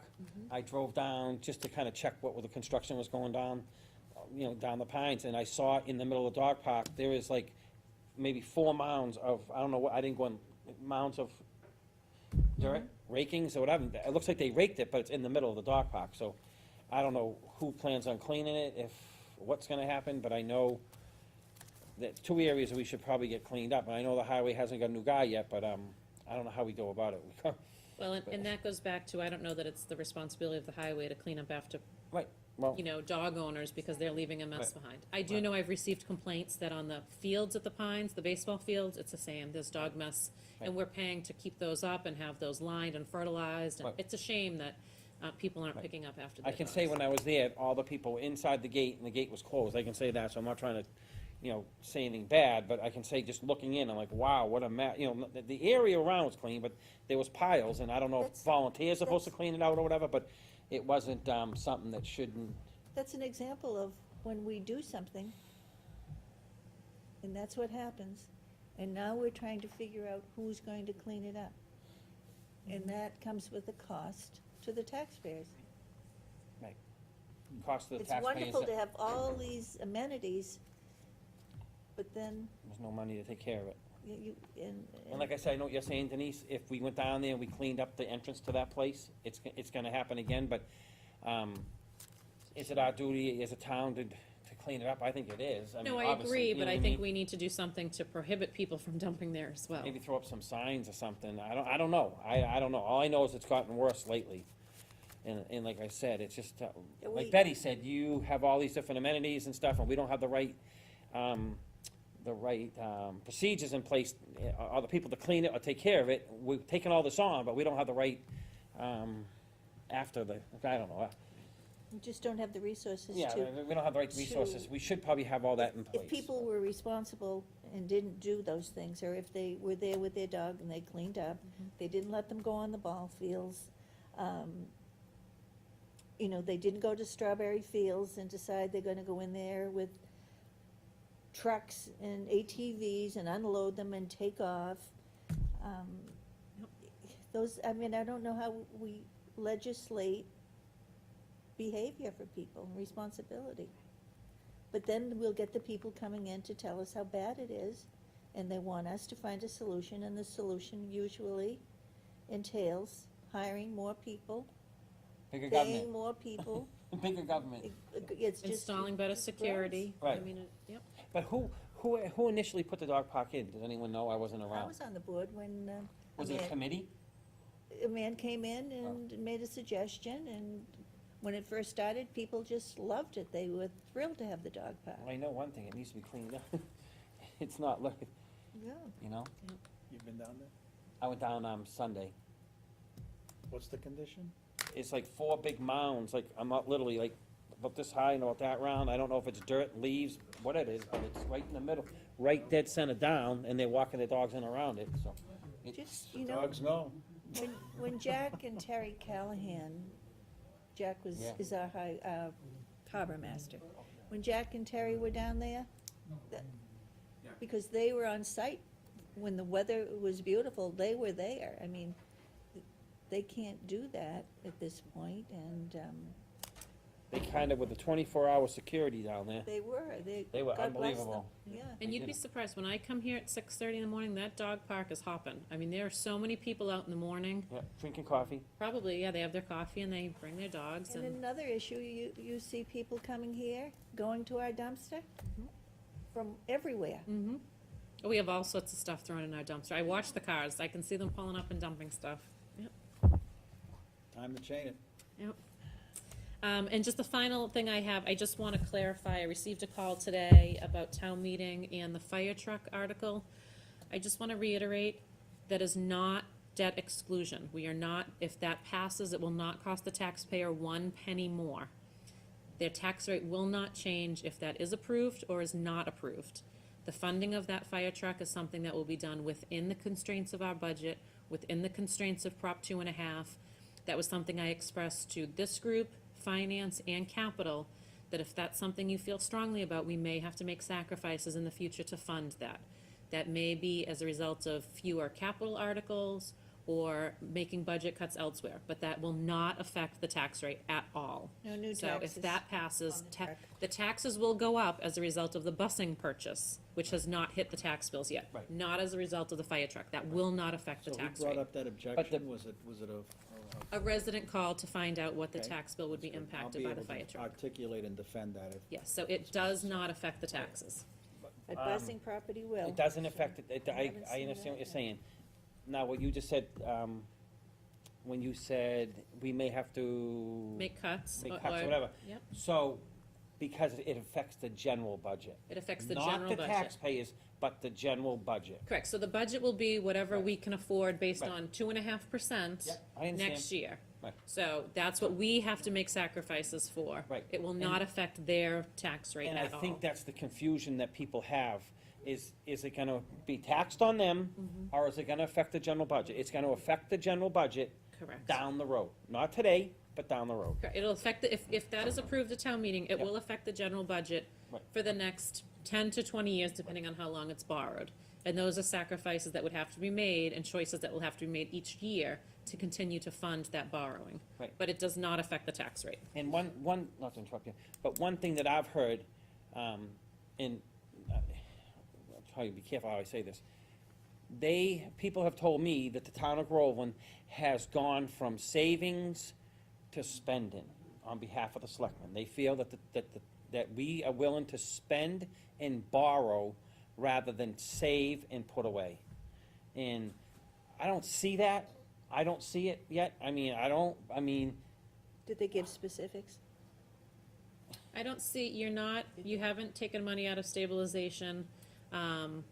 Granted, we don't have money to put into stabilization this year, but that's a whole myriad of issues why. right, but we would've, the way the first time we did the budget, we would've had. Correct, you we would have had could've- plenty of money if we did not receive the We had assessment from the 21 or school. 25,000 left over, it was changed at Correct. a later date. Right, well, you could have, the first time, when we had the initial school assessment, we had $100,000 we could have moved into Right, stabilization. but then we got nailed. Then we got nailed with the additional assessment, we had Right. to make further cuts, and then, Right. yes, That's this because we're group so wealthy. voted a $21,000 surplus. Right. That if state aid comes back decreased, we wouldn't have to make cuts. Right. The finance committee's budget that they've moved forward absorbs that 21,000. Exactly. So if And- state aid is cut, we have to then go back and make more cuts. And my thought, the night that I had done, the vote that I had done, and that was my reasoning, was to leave some rainy day money.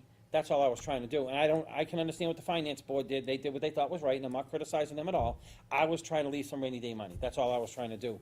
And try to get to the point where, yes, we do have a little, and we're not spending every dime, but, it is what it is. Excuse me for a minute. But you still have not touched your reserves. The stabilization is not touched. That is the true rainy day fund.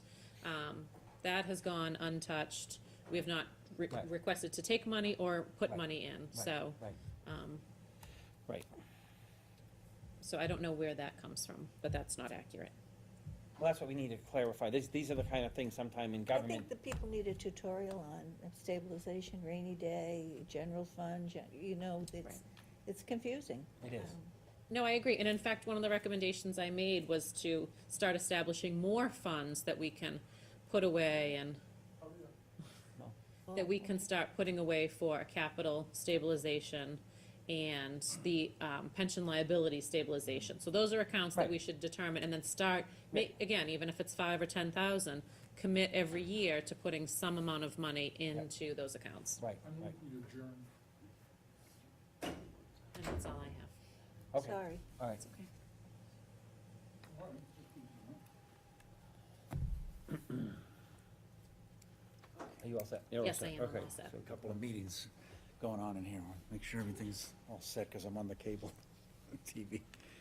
Sorry about that. You're all set, Denise? Yes, I am. Thank you. Okay. So we will adjourn. The next regularly scheduled meeting of the board will be Tuesday, May 5th at 6 PM at Bagnell School.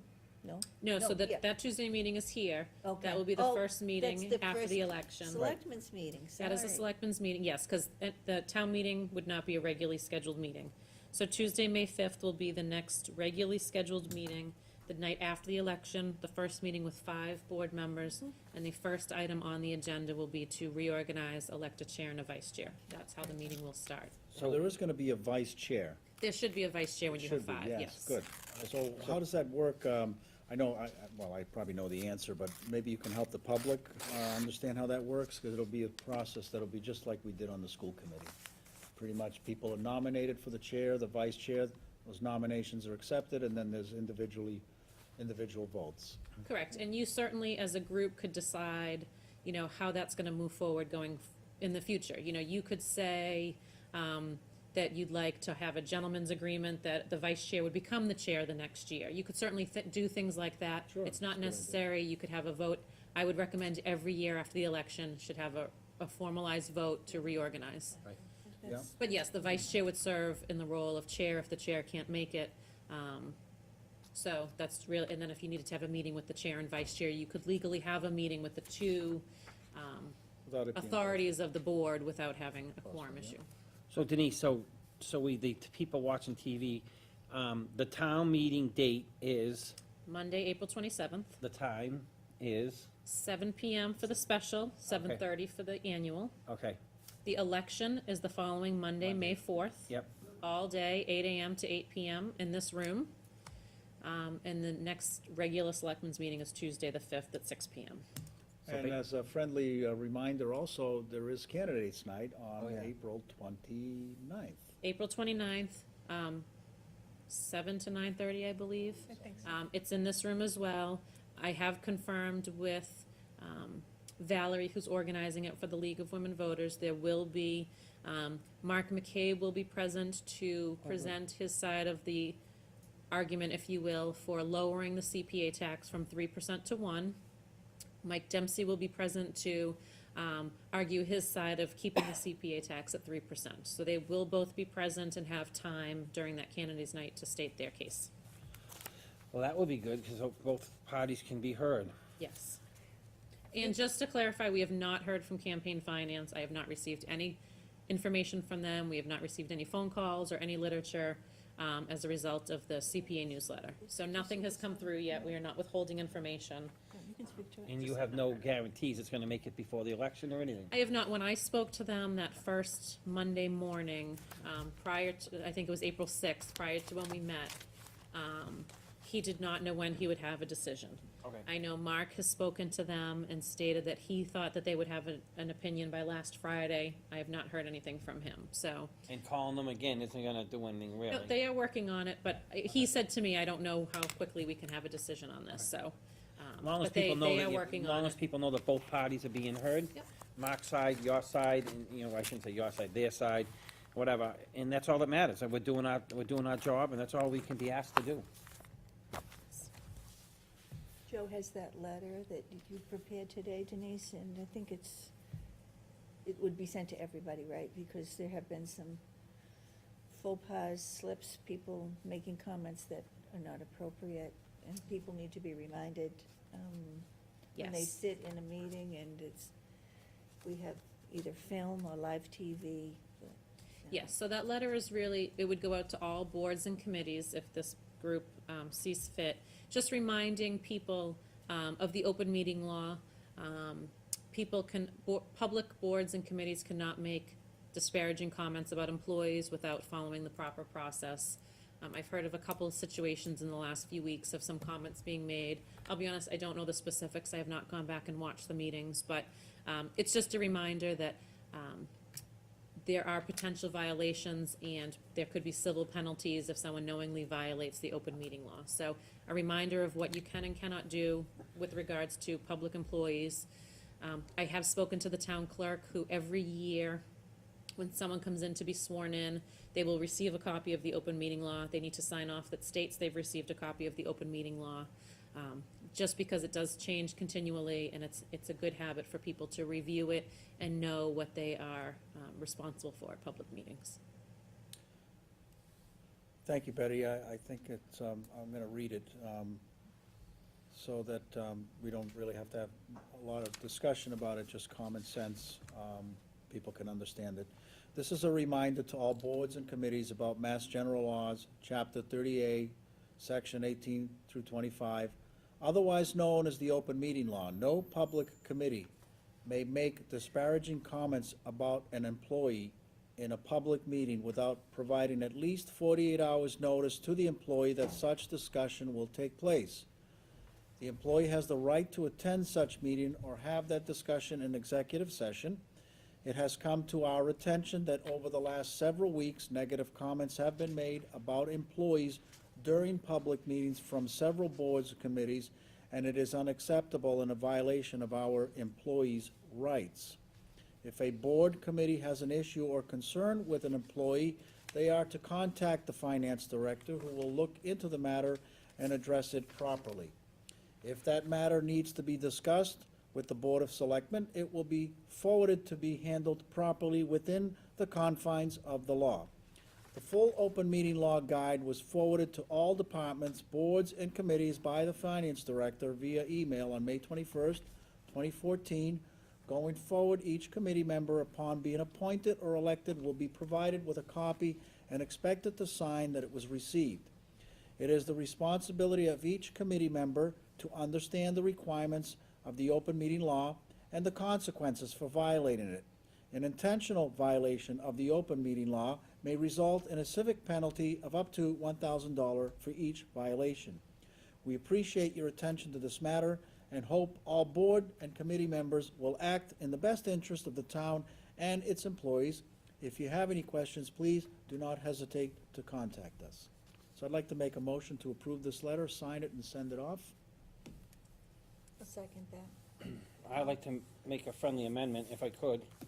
I would like to have it say finance/personnel director. I think it's too, Finance slash, she is a finance director, but also personnel. well, this really reaches back several weeks and a few months also from other employees that have expressed concern that other board members were speaking about them in disparaging ways. It's not very specific to any particular employee, so I No, wouldn't. Joe, I think he's referencing where it says, Here, if there are Ted. concerns, to contact the finance director. Oh, I think oh, I that's see. what Right. Bill's identified. Right, because we've broadened that position to be personnel, so it's not really Okay. the finance. I'm it's sorry, yeah. personnel. Yeah. Okay, very good. Okay. I can accept that friendly amendment, absolutely. Okay. That's fine. So So, you seconded it? So now we still wanna, including this friendly amendment. so we can just send it All out in next week favor? or the week after. Aye. So I'll update that and have it ready for next week. Next Monday would be fine, yeah. There's no rush to do it, it's Come on just, in, Bill. You wanna see us? We had a couple of questions, I don't know if something that Denise can answer for us, or whether we can, or if you want us to come in and just talk with everybody, or? I'd love to. Okay, all right, I'll grab the board, I didn't know if you had Yeah. time, if you would. Sure. Sure, I think we're almost all done anyway, right? Okay, thank you. I do have a couple of selectmen items before the Oh, I'm FinCom sorry. comes in. I'm Oh, sorry. that's okay, that was one of them. Charlie was moving me along. Charlie's in charge of the town Can I have here. a, Cough drop? no, I think I'll play the inside test. Um, You better get the bowl. Denise, I'll leave this up to you, but when we have the new board, if you can do it for May 5th, that would be great, but could you give us an update on what's on the status of cleaning up the material deficits that were mentioned in the management letter by the auditors? I can give you that right now. Okay, good. Because the material weaknesses that were identified, as Mike Nelligan from Powers and Sullivan identified, really were just accountability, that no one here was really accountable for the financial documents, the audit report, the management responses. So I believe I've done everything necessary in their view to actually clear up all of those material weaknesses. The other items, the comments, the majority of which should be cleared up by the end of the year. The small items. End of fiscal year? End of the fiscal year, Meaning yes. July 1st done, June 30th, yes. good. Yep. Including the use of checking accounts and so forth, Correct. checking accounts specifically The that. checking account will not be completely cleared up, because that's really that whole recreation Let's matter move. that we need to deal with more in depth. But yes, some of those smaller accounts, there are some accounts at the library I'm not the signatory on, I'm going to the bank to do those things, so, the majority of the checking account issues will be cleared. So here's a wild question. One of the ways that we balanced the budget is we extracted money from one of those checking accounts that technically was not a legal account. Or not, You're talking the it didn't go insurance through the account? appropriations process. Okay, that was not a checking account. Oh, okay, That was so that was a general ledger account, just not for, Okay. the money that was put into it was not for the purpose that it was established for. okay. So it wasn't illegal to take that money out and use it for general purposes? Nope. Okay. And then, And then the last item, I think the right thing to do is, I would hope we can do this on May 5th. And I don't know who's gonna approve, I think Betty should approve the minutes for May 5th. How does that work when you're in between administration? Well, May 5th will be a new, A new, so what, Day. you're talking about the minutes from tonight? yeah, no, I'm talking about an agenda item I'd like to Oh, have on that. I'd okay. like to make a suggestion that we have a discussion about posting the building inspector's position on May 5th. Okay, Because it has to be wrapped up by June 30th, and I don't want to run out of time, so we should, but in fairness, I'd like to have a discussion about it, not, let's, post it May 5th. okay. I don't know how you folks feel about that, I don't know think if we need to vote on that, or at least establish consensus, I don't know. well, I think May 5th, we're gonna be with the new board. I think it's only fair that we bring the new board up to snuff what the situation is that night, and then vote on it the next meeting. Sure, okay. So I can add a discussion But I think item. we should definitely have discussion Okay. with them, I agree. I think it's only fair to Yeah, let of them course, know what's going on. Very, very clear and open about it, and, And were you done? yeah, no, that's Okay. it, Bill, thank you, thanks for your patience. One of my things, Denise, was, in the audit report, one of the things that was brought up was like the, rec situation with that's gonna now be put onto the new board because we didn't take care of it, so that would be something that would be coming up. Do we have a timeline that they want that done by? Just next time they come in and audit us? Yeah, well, they understand that we obviously can't fix every issue immediately, so. Right. Everything that we've been doing we've made some tremendous Right. progress, but that's one of those things that, we need to formulate. We need to sit down with the groups involved, we need to figure out. Right. The whole recreation structure. Right, and So I think if we can identify that it's something that we're working on, Right. they'll be fine. Well, one of the reasons I bring it up is because now if this, new proposal at the Washington Park passes, it's only gonna be more confused and confusing, so I think we should talk about it sooner than later. Well, no, I wanna separate, the baseball in Washington Park are not recreation, They're not, so they are not, they do The not fall under GBL. the recreation The Groveland umbrella. but aren't they, don't they have their own separate, But they are separate, they're a separate entity.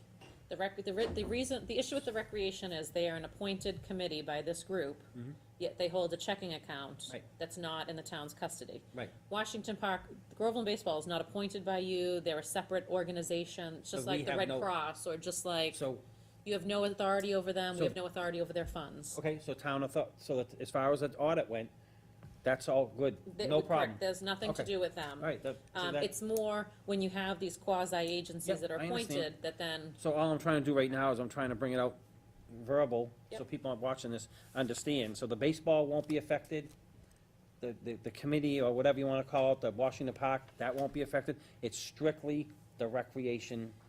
well, I don't wanna say that, and I don't wanna jump, but I don't wanna say that Washington Park will not be affected, because that is a public field that It's owned falls by the under the town. Board of Selectmen. Right. So, the policy for how we reserve the field and things like that No, may be I'm talking affected, about, but Groveland Baseball is not affected. right, I'm talking more about the financial end of things, Right. that the auditors talked about, is all I'm trying to get to. Yep. Okay, Well, So- I need to clarify that. We want to make sure that we're not making any implied promises. After we figure out what we do with the Recreation Committee, we do need to address how money is handled by groups outside of town government related to town property. Correct, well, I think that goes back to, at some Little bit point, we should further down. establish a fields permit schedule and a Right. fee associated with that. So, if people are using fields and raising their own revenue, then they should be either renting the fields, or there should be some fee associated with that. But that's all that we need to figure that out. That discussion started about a year ago, and we probably need to get to it by this June or July, I'm hoping. That was the next, I think it's gonna take quite a long time. Longer than that? I think it's gonna take quite a long time Okay, to fine. go through all the pieces that are involved. On that matter, we'll, I think the board will ask you to schedule it when you can, even if it's elongated, so. Yep. What's that? What else was I going to say? Right, right. Andy's question. Yeah. You guys have the microphones on? Right in front of you. They'll pick you up from a We got distance as long as they're on. Should we, We got green light or red light? Green light, green means go. Green is good? Green is good. Green is good? Or it's bad, you can hear what I'm saying? Okay. It's like the confession, green. Okay, thanks for Red. coming in.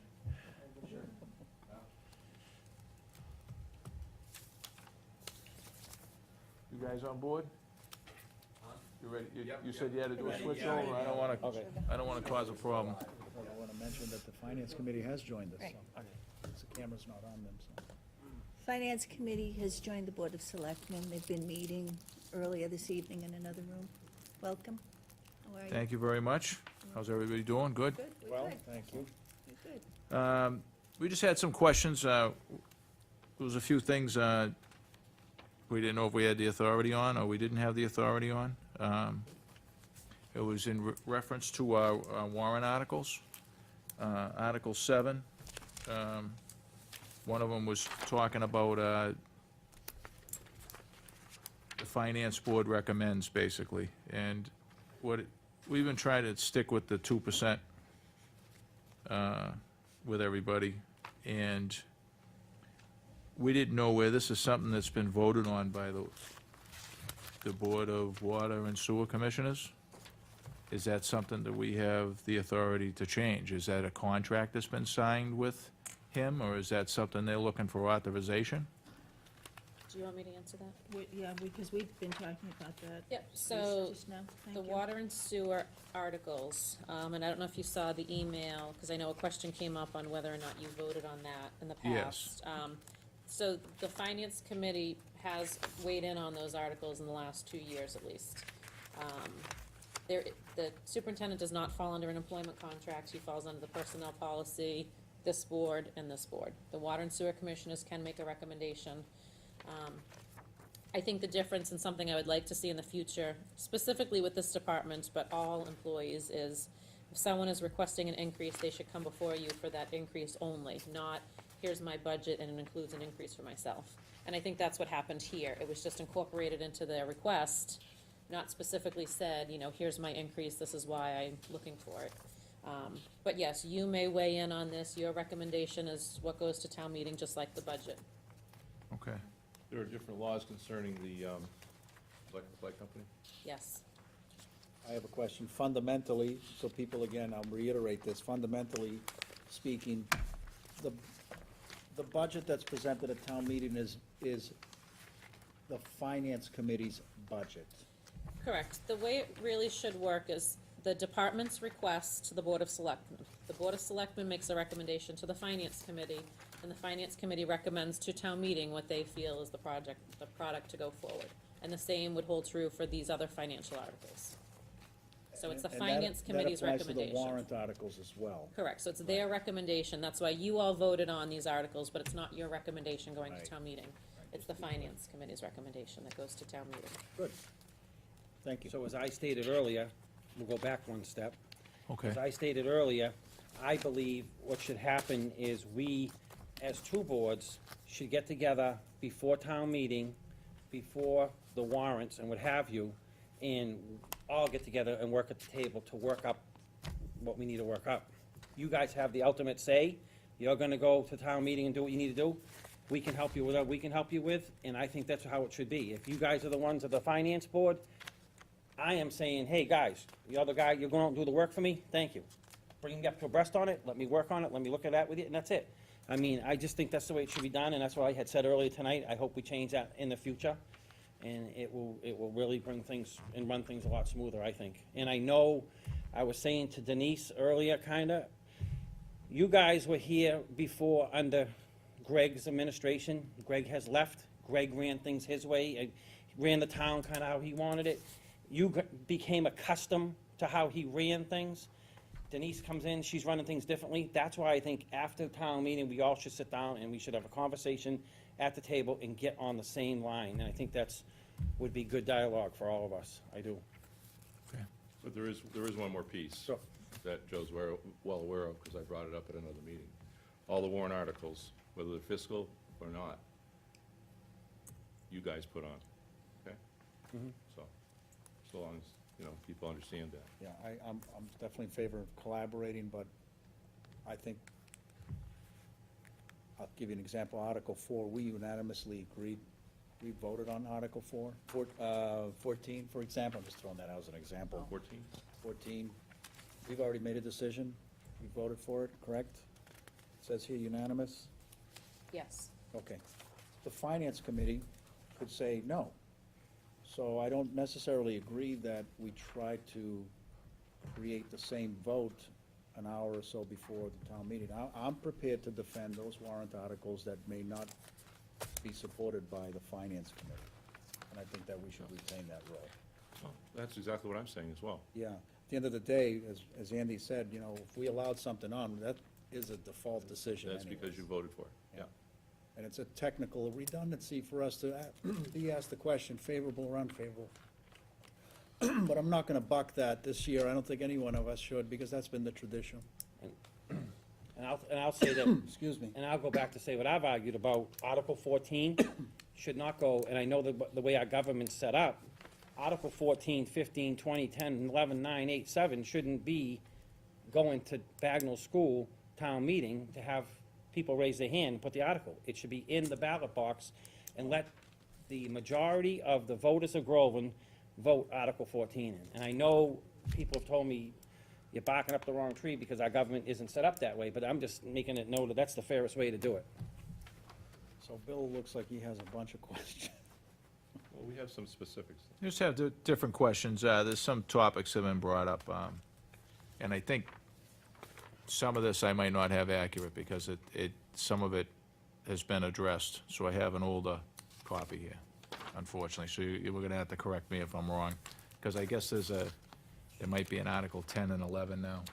Yes, so That's you- different. Yes, so So you it's all switched had around. asked after the board, and I spoke with Betty and she approved it, that you asked that Article 10 be split up to those being funded by taxes, meaning the budget, versus borrowing.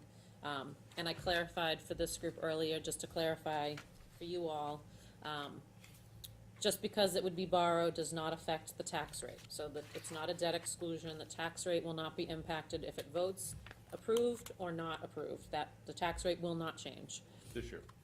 at all. The fire truck will not affect the tax rate at all, ever. It's not a debt exclusion. So just because we're borrowing it does not mean we're doing it within the constraints of Prop 2.5. So we're gonna have to find the money Correct. next year within the budget. Correct, so that's what they all agreed to, is that they knew that they would have to make sacrifices if that's something they chose to support going forward. Same thing with capital, they knew that they may not be able to vote as many capital projects next year to make up for that, but it does not affect the tax rate one penny. So I just wanted to clarify that, just because it's being borrowed does not mean it's debt exclusion. Yeah, the word ever is what we said, but it can in fact impact the overall budget next year and even multiple years. And what I said, it's gonna affect the general budget next year. And that's what I said. And that's short-term. I think short-term, it's gonna affect the general budget next year. And maybe some sacrifices have to be made if it passes on town floor. That's why I went out and I fought as hard as I did to try and get a less amount truck in here, and it wouldn't affect the budget as much as it possibly could, so.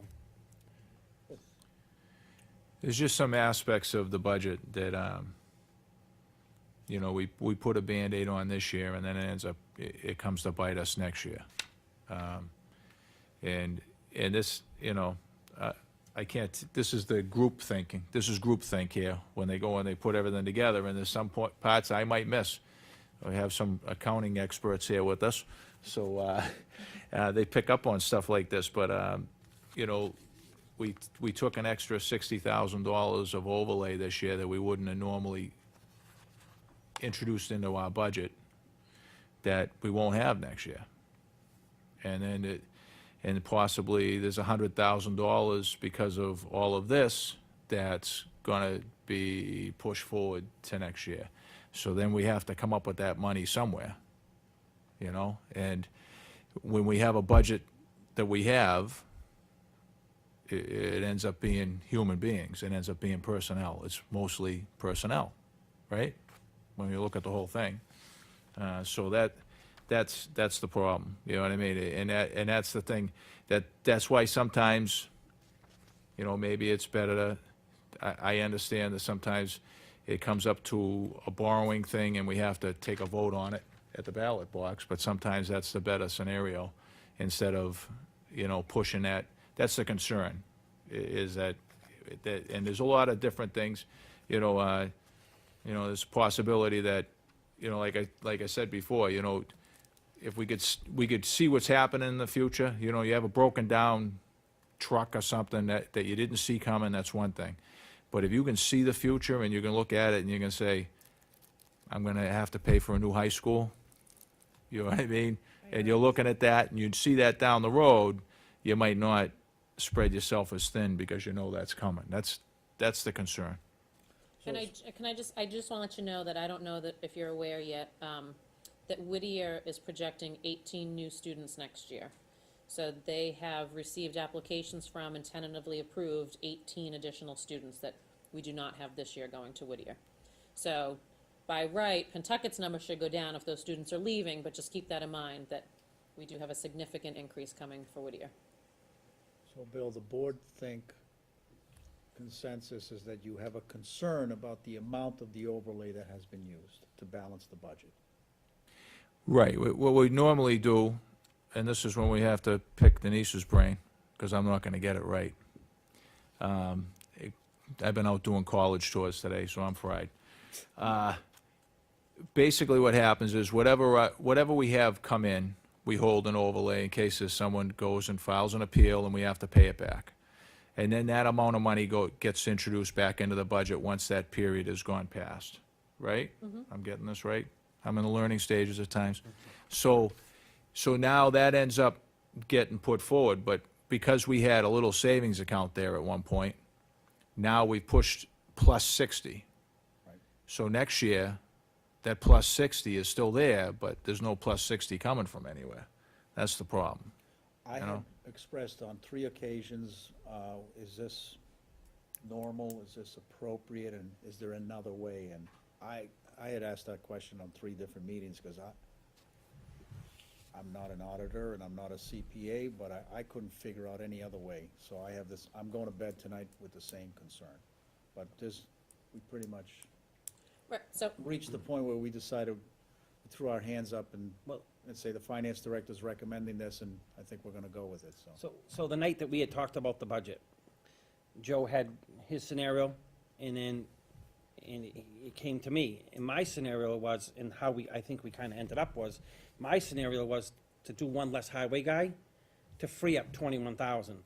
Only because I was trying to put money in a rainy day account. Well, it wasn't a lot, but it was something. That's my train of thinking was.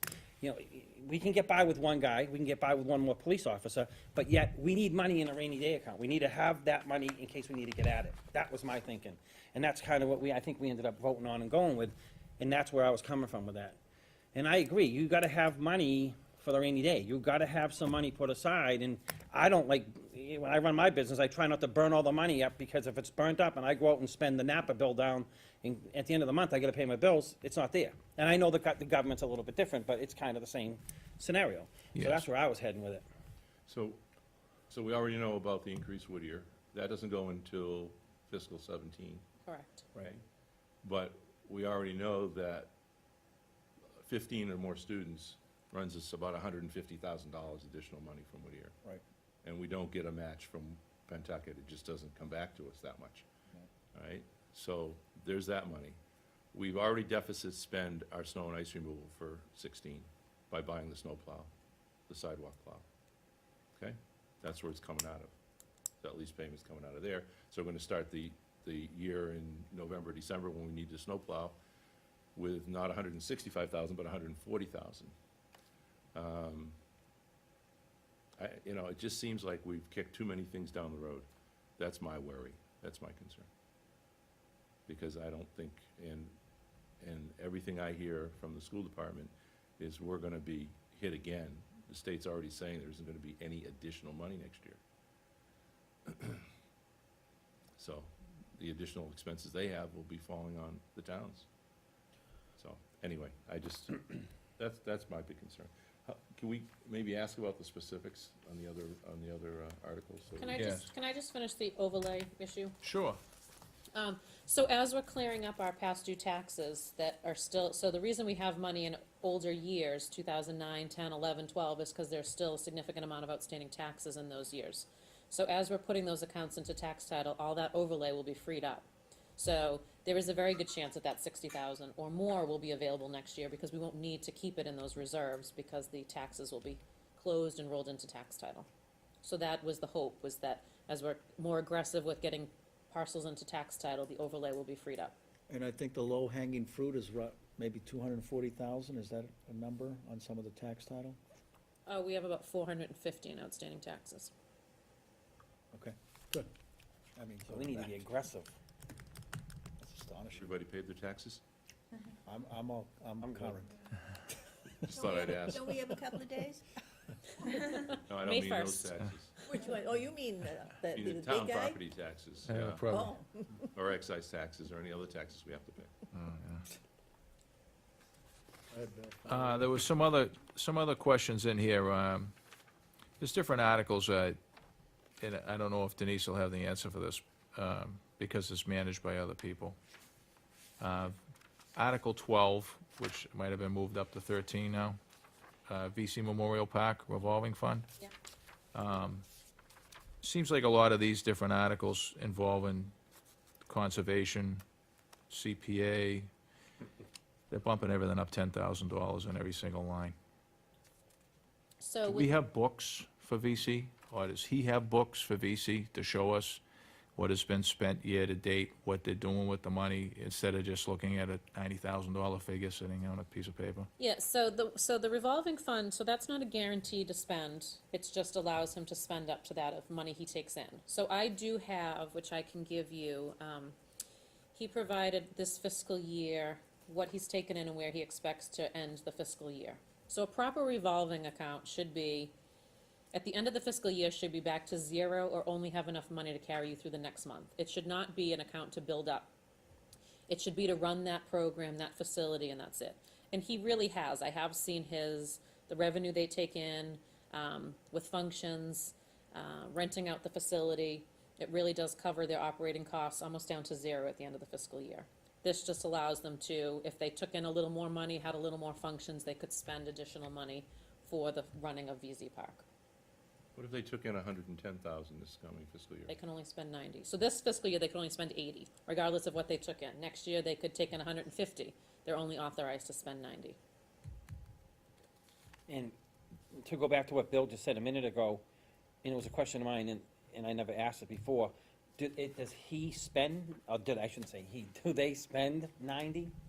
Well, it's Or been at 80? 80, so yes. You have So seen them spend 80,000 that? is going through that So revolving they fund. have gone to that number? Yes. So he's just throwing another 10 in there, As costs increase, the cost of their functions, they're increasing them, the cost of utilities are increasing them. So Right. they're building in additional money that if they need it, as they're taking it in, to continue to spend so it. what, so he didn't actually, they didn't actually say or show that their expenses are gonna be more than 10,000 this year. They're gonna add on 10,000 expenses. It doesn't work that way.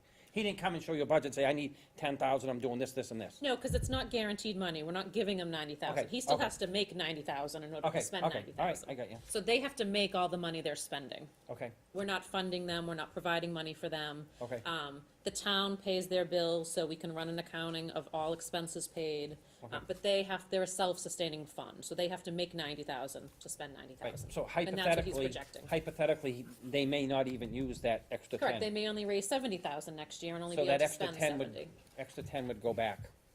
Well, there's nothing given. Right, well, yeah. It's yeah, just yeah. allowing them to Allowing, spend up right, to. Okay, okay, Revolving accounts require an amount of money each year. Right, okay. As I told this group, I don't know if you were all here, one of the pending items at legislation this year is to do away with the annual appropriation of revolving accounts.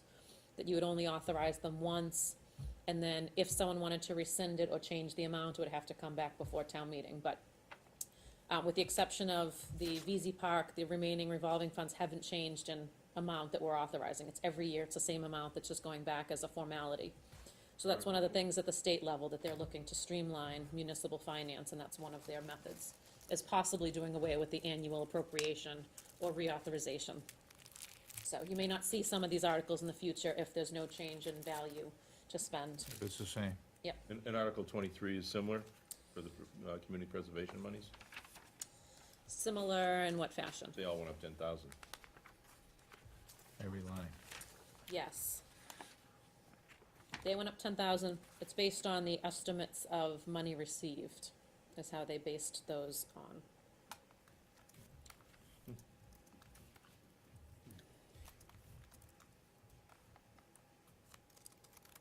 It's just something I really Open think space that, get money from? Do they rent property? No, that's, I'm sorry, money received from taxes in the state. That's all community preservation. So I the know, but- revenue coming in, they attribute a certain percent to each subcategory. And what do they do with that money again? They spend the CPA articles. So open space, bought the Mattingly property, that's what they put aside, and then they reallocate that. So all of the articles recommended by the community preservation is from previous years' recommended money being set aside.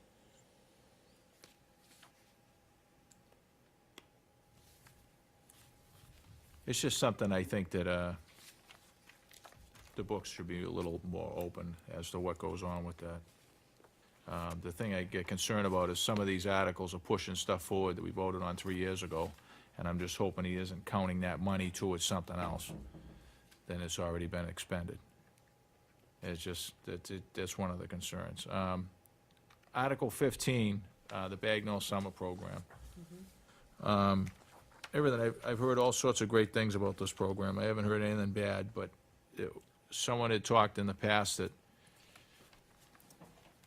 there's been things going on with this account, that money is going elsewhere to other things. Is this account just pretty much self-sufficient summer program, and has it been expended by the end of the year? Is it something that continues to go forward just for the Bagnell Summer Program? It's not gone to other items? So this account is supposed to be for specifically the school summer program. The money that's raised should be spent on the summer program for the kids, and that's it. The thinking in the past has been, if things needed to be funded at Bagnell, it could come out of this, because the kids may look out the windows, so we can replace the windows. Or the kids may sit at the cafeteria, so we can buy all new cafeteria tables. That's not what it should be used for. It should be used for the summer program. There is a large surplus in that account, which in my opinion means we're charging too much for the program if we're building money. Again, a revenue should not be to build money, a revolving account should not be to build money and set it aside. It should be to self-sustain the fund and pay for that program only. So that's not what's been happening. On the flip side, the fund should be paying for things that it hasn't been. It should be paying for the utilities, for the custodian that's up at the Bagnell School, that's there watching over the program, unlocking the doors. It has not been paying for those types of things, and I was told that that was sort of a deal that was made. They wouldn't charge all of the utilities and things that should be, and in return, they would pay for items at the Bagnell School that could be covered. Personally, I would rather see it be dealt with how it should be. We should be figuring out what the true cost is of running that program, the utilities, the custodian, any staff at the school, so that you can actually establish a true fee that we're charging parents. And I think it's just an arbitrary amount that they charge the parents, in my opinion, because we have quite an excess in that account. And the town of Groveland owns that building, correct? Yes.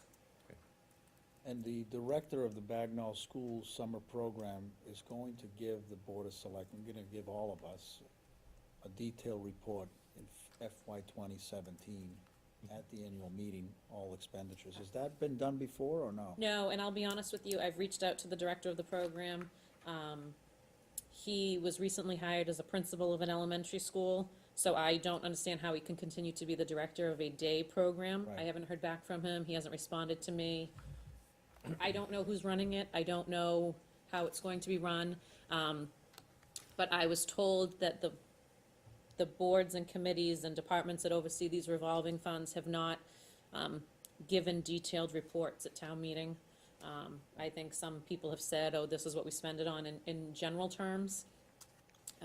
So who has custody of the funds? Is it the school system or is it the No, it's town? here, the money That's what comes I into thought. us. So do we need to audit, or do we need to just take it over ourselves? Well, we do, I mean, we do audit, we see what comes in and we see what goes out, and then we see what's left in the end of the year. So my question is, and again, it's good that we're all here, because this stuff comes out over and above. So if there's extra money there, would that money come back to the town?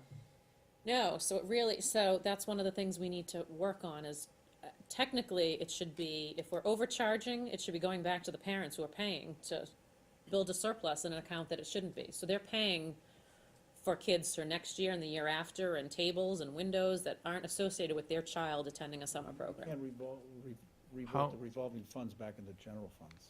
So technically, revolving funds are supposed to close to the general fund if Right. they're not used in a certain period of time. That has not been done. So this account has just continued to grow. Again, I would rather see us not take people's money when they're spending it Right. to pay Right, their, spend for it the down. child. I'd rather see. We should be altering the fee to cover Right. the true Exactly, cost of the a program. fee adjustment. Right, and if it can't go back into the, if it can't go back into the general fund or what have you, don't appropriate any more money into it, if one way of doing it, and the second way of doing it be to offset the cost to the parents, or offset the cost to the, like you said, to the janitors and the expense that Correct. it's costing the town, which would help offset the budget, so that's probably how we should look at that. Right, so similar to VZ, we should know what it costs to run the lights. We should know the cost of a custodian. We should know the cost of how many T-shirts they're buying, how many lunches, how many programs. And then you get a true cost of granted, you'd be estimating for the upcoming year, but then that's what you take, you figure out how many students and divide it and get a true cost, and then you pay for all those expenses. It hasn't been So done. there's no Oversight. yearly report as to what went where, and then, and whose responsibility, whose umbrella does this fall under? Is this the town of Groveland, or is this a private, Town of Groveland, public 'cause you collect the partnership revenues from thing? them and you expense out the expenses. It's the town, but it's, again, it's sort of one of these quasi-groups.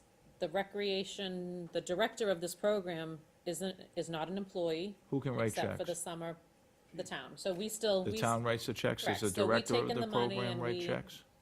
no, No. so he has to So he submit doesn't have accounts any control payable. of taking any money out of there? No, he still has to submit vouchers, and we require the same reimbursements we do with anybody else. But I don't know how he was hired. I don't believe he's appointed by this board.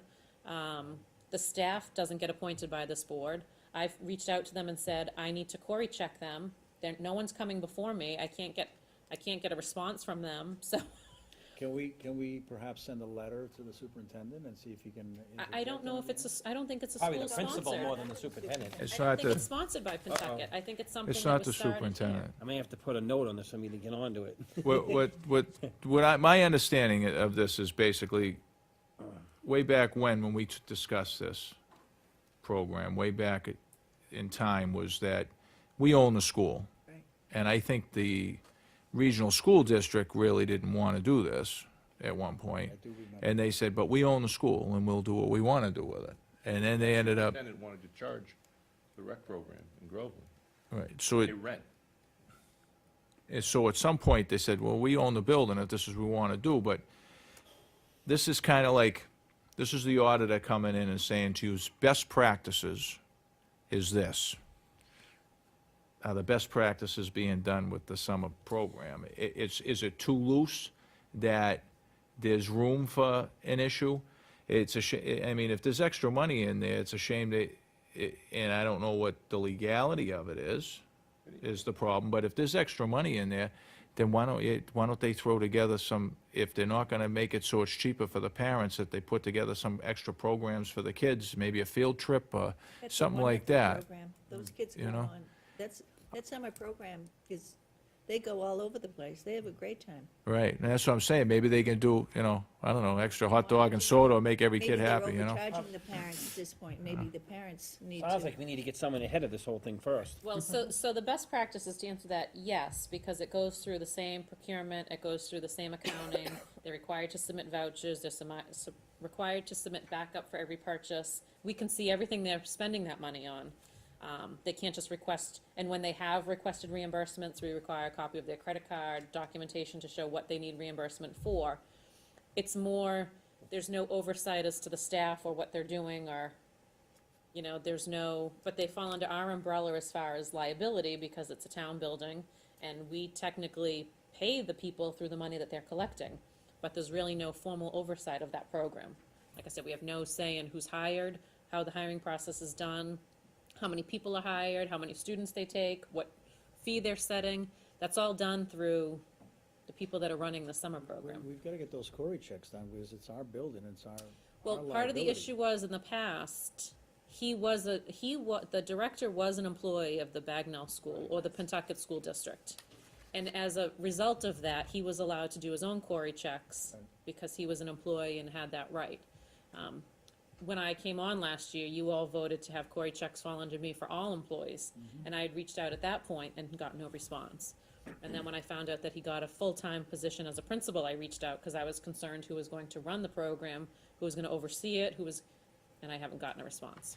Well, it sounds like this should be an intervention by one of us. Right, I just wrote With director the on my paper. auspices of the chair approving it. Well, Go ahead. I certainly don't. Anybody have kids at Bagnell?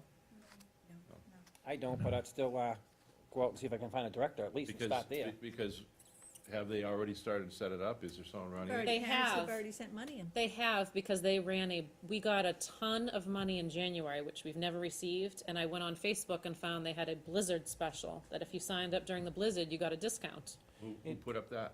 Whoever's running, I don't know the names, whoever's running, I can assume that it's the people that have been running it. His name was Castonway, wasn't it? Yes, it's Matt So- Castonguay. I'm Um, assuming he's still involved, I'll but ask- there's no names on that page, there's no names on their website. I mean, I know that parents with young kids are always scrambling for the summer, that a you, great you have to have a pre-planned thing. It's And a if you great know you time. have a good program, you don't wanna miss out, you wanna get that seat in and get in early, there right. early, that's, So, What was the per student charge this year? To be honest, I don't remember what the discount was, but it was a significant discount if you signed up during a certain window of the Blizzard. And I don't know that that represents anything other than they just picked an amount and said, this is a discount. Well, if the enrollment has been similar for the last several years, number of students, that's where you start.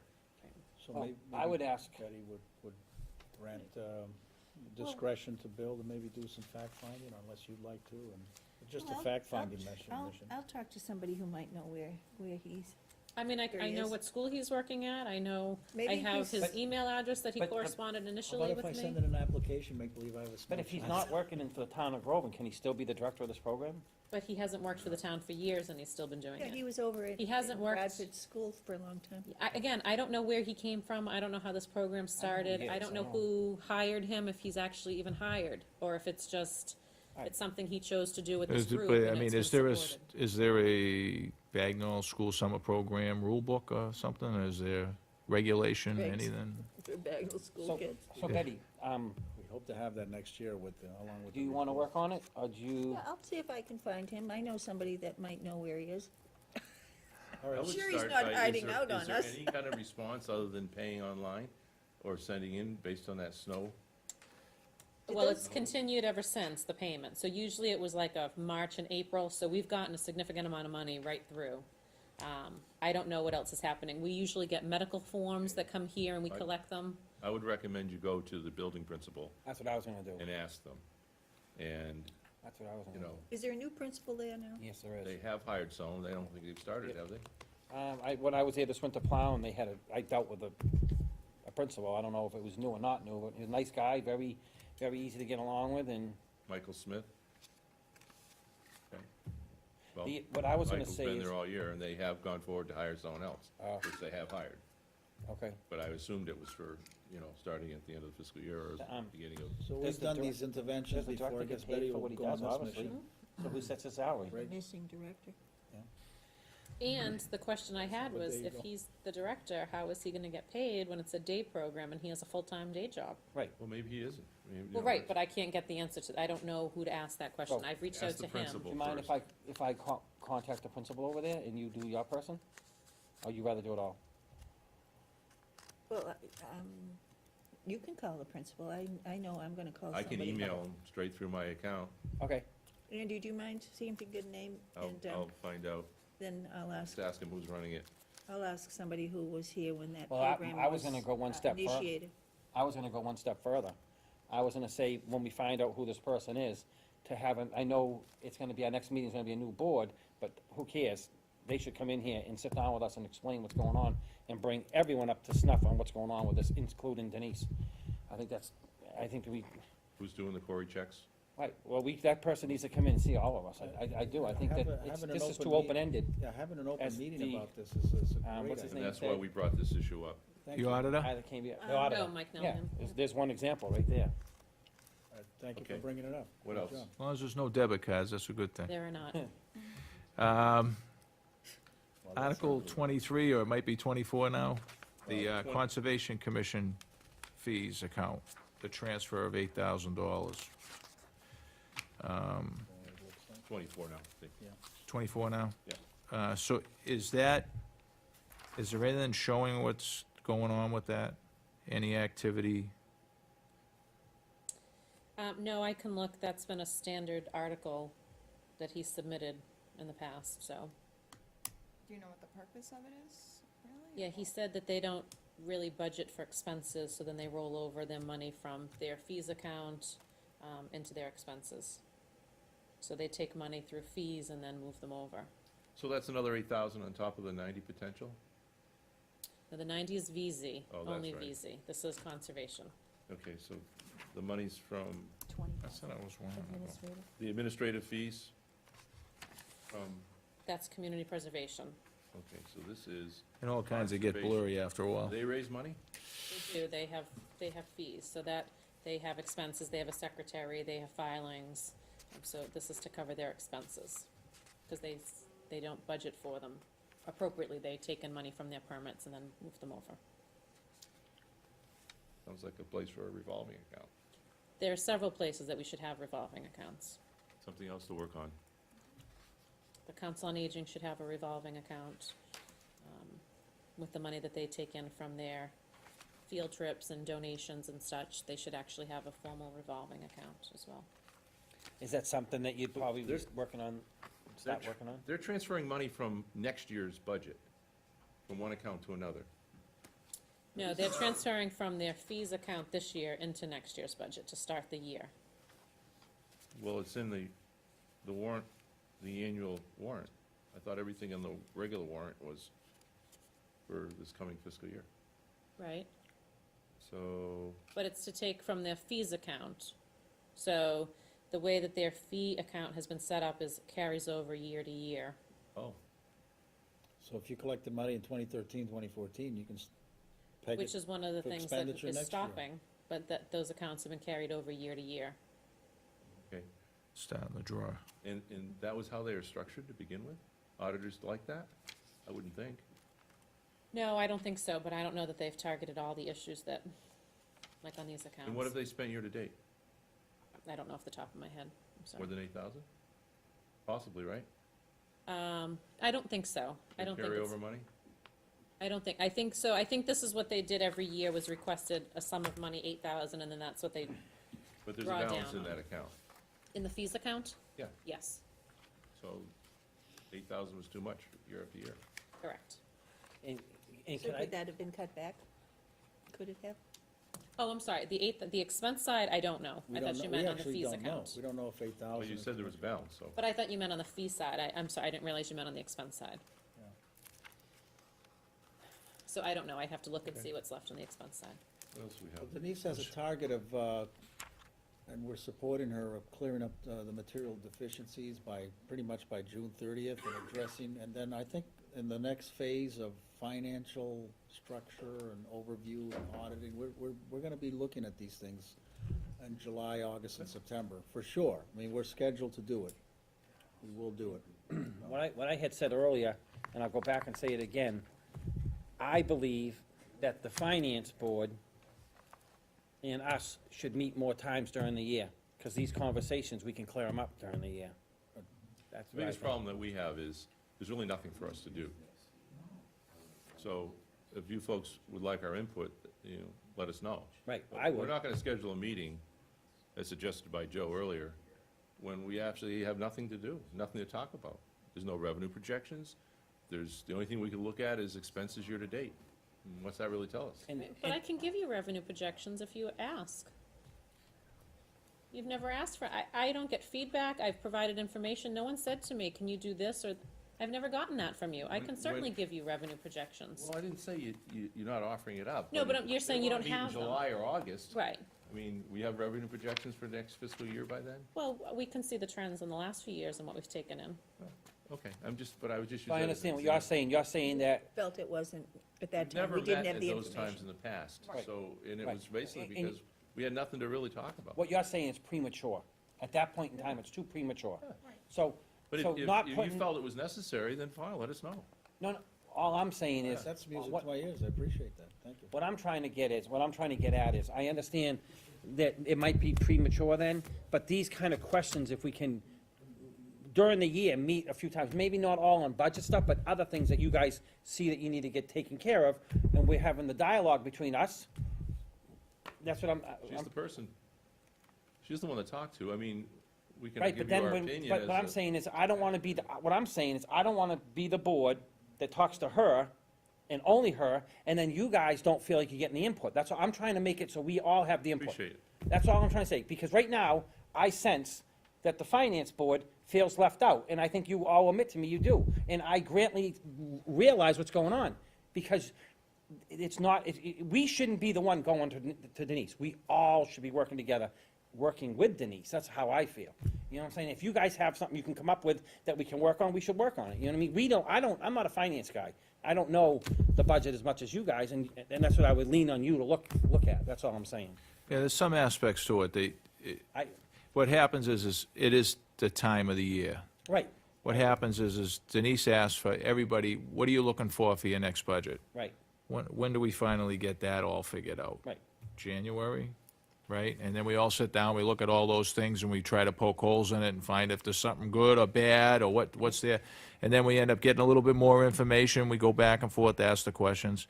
I said, the tough part is now that we did have Greg sitting at the end of the table all the time, and Denise is having another role now, so that makes it kind of tough. So we end up doing a little bit of emailing back and forth. When we have the questions, we ask the question, and we get it back, we get a little bit more. But that, we always had Greg sit on the end of the table asking the questions. So that's kind of a tougher part for this year. It was an adjustment. But besides that, it's just a lot of different things, you know, that because of those new budgets and all those new items that we wouldn't know in July, it's really, all it would be is, how are the kids and how was the barbecue? I mean, that's all that would be happening. And I appreciate that, now I understand better what you Right. guys just told me. Right. So, out of what you just said, you really need to have Denise at the end of the table with you guys at one point in time, and we gotta make sure that Denise is at the end of the table at that point in time. And not, and Denise, in all fairness to her, she tried getting this stuff done from all the departments. Right. They dragged their feet. They She delayed couldn't her. get the information in time. and Exactly. She kept coming to us and saying, guys, I can't get this information. It's getting later and later and later. What And can that's we what happens with all this stuff, and that's why it gets trickled down to Right, the midnight hour before town meeting, and then you're And like I scrambling. honestly think there should be a deadline, and the board should realize that we mean it, right, and that's it. Right. You'll get last year's budget and nothing more. right. There's gonna be some clearing up of material deficits, some restructuring how we do our finances, and also, we're gonna have a discussion, we'd like to have a discussion about how we approach negotiations, which will create opportunities for us to invite you to join us in those dialogues. And I don't know if it'll be July, it'll probably be more like in the fall, late fall, you know, before the holidays, then we all break, and then we all get crazy again in January and February, And that was one of the problems we had this year. yeah. So We were that's negotiating what we're thinking. contracts in April. That's what And- we're thinking. And I'll say one thing, So 3 main initiatives that are rolling out now, we're working on, we're gonna ask for your input, and if you come to the table, it'd be good. Does that mean June, July? No, it's probably gonna be September, October, November. I'm not a seasoned politician, I'm thinking. and I don't wanna be a seasoned politician. I see in town government, the biggest problem is, you may have, the zoning board and the building inspector, they have issues. Too bad, too bad. And, you know what I mean, there's never coming together to resolve the issues. And that's why I see people dig in and they don't wanna come and get together. And I think that's what we need to learn, is if you guys need to get to Denise, or she needs to get you, we all need to talk. We need to say, okay, we're gonna pick a night, we'll go to the end of the table and we'll discuss it. And that's what I think we need to do. I think we just need to have better communication. And I'm not blaming anyone, I'm just saying this is gonna make things run smoother. And once you guys understand what Denise is understanding, she's understanding what you're understanding, and we understand what you're understanding, we're all gonna be moving the ball down the road, you know? Bill, what Yeah, else you got? the lack of communication does have a problem, and then sometimes there's perceived things between Exactly, different groups. emails, It ends up getting worse, and it gets, and it festers and everything else, and there's no need for that. you know something? Just I- better off talking don't wanna- about it, get it out in the open. Right. Find out what the story is, and just get it done. I can tell you from owning my own business, that someone can drop an email to me, and I can read that email one way, and I can get really upset what that email says, because I put my heart and soul into that job, I thought I did the right job, and et cetera, and I'm getting steaming, I'm steaming. I pick up the phone, can I come meet with you? I meet with the person, we sit down, we discuss it, and we're happy. I gotta go back in the morning, change one bush or whatever, we're done. And that's all it takes. You know what I'm saying? But emails, it's just like, you can read them one way, and the person can read them another way. And I'm not just blaming emails, you know what I'm trying to Sometimes say? people, well, that's the problem with emails in the first place. I'd rather talk one-on-one than the email totally gets miscommunicated, and then sometimes somebody just happens to just throw something out quick, and they don't realize what it sounds like on the other end. Right. Because someone might be angry at the moment or whatever else, they just send something out quick, and it causes a lot of problems. Right. Technology. And again, like I just said, I'm not trying to beat this to the carpet, but the more we meet in person, the better off we are. That's just my opinion. I can't speak for anyone else, that's just me. I think that the more we all speak in person, we can get out what we need to get out. And that's why I go back to saying, if we meet a couple times here and there, not necessarily on the budget, but just if, hey, you guys come in, and I've been trying to do it with all boards, not only your board, I've been trying to do it with all the boards in the town. It was one of my big things I ran on my campaign was, I wanted to try and get the communication in the town. And right now, we're in the process, as we talked about tonight, we're in the process of putting a permitting book together, that everyone in this town is gonna have a permitting book. They go into the assessors department, they get the permitting book, so they know what the zoning board wants, the conservation wants, planning board, finance, whatever. It's in this book. So now they come into the town and they know what's going on. And you can't go and say, well, I didn't know, I gotta go to planning board, what do you mean? You know what I'm saying? So it's, the more we talk about it, the more we all work, I think we'll smooth things out. No, that sounds good. And like Andy had a good point there, maybe you can set it up that every contract ends where it doesn't conflict with a town meeting or any of that type of stuff, and it'd save a lot of everybody's aggravation. And I don't wanna talk all night, but, sorry Denise. I watched your meeting on TV, and I'll be honest with you, these guys know I say it the way it is, and a lot of people took that meeting and they said that the finance board was pretty strict, you had something to say, you were saying it, you didn't hold it back, which is good. But I am a firm believer in, and I think I asked this tonight to Denise, when it comes to contracts, shouldn't you guys have input in the contracts? And some of them, I guess they can't, you told me because they're Well, no, they can have any input you'd like. It's the Board of Selectmen that negotiates contracts. right, but I'm saying, we ultimately have the last say, but we could meet with them, but can we do that, or we can't because they're We can even share. personnel, was it personnel? even You share couldn't- the Yeah, you can do that with any of them. So, Meet with us ahead of time before you go into executive session.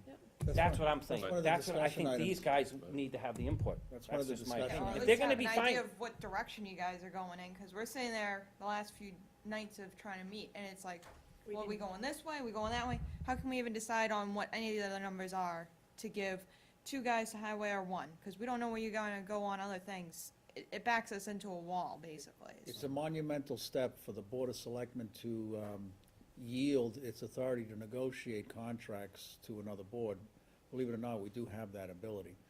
But in between where we are now and going that way, where we would actually have you sitting at the table with us, we could certainly carve out an advisory process where before we negotiate, and even during negotiating, we're asking for your input.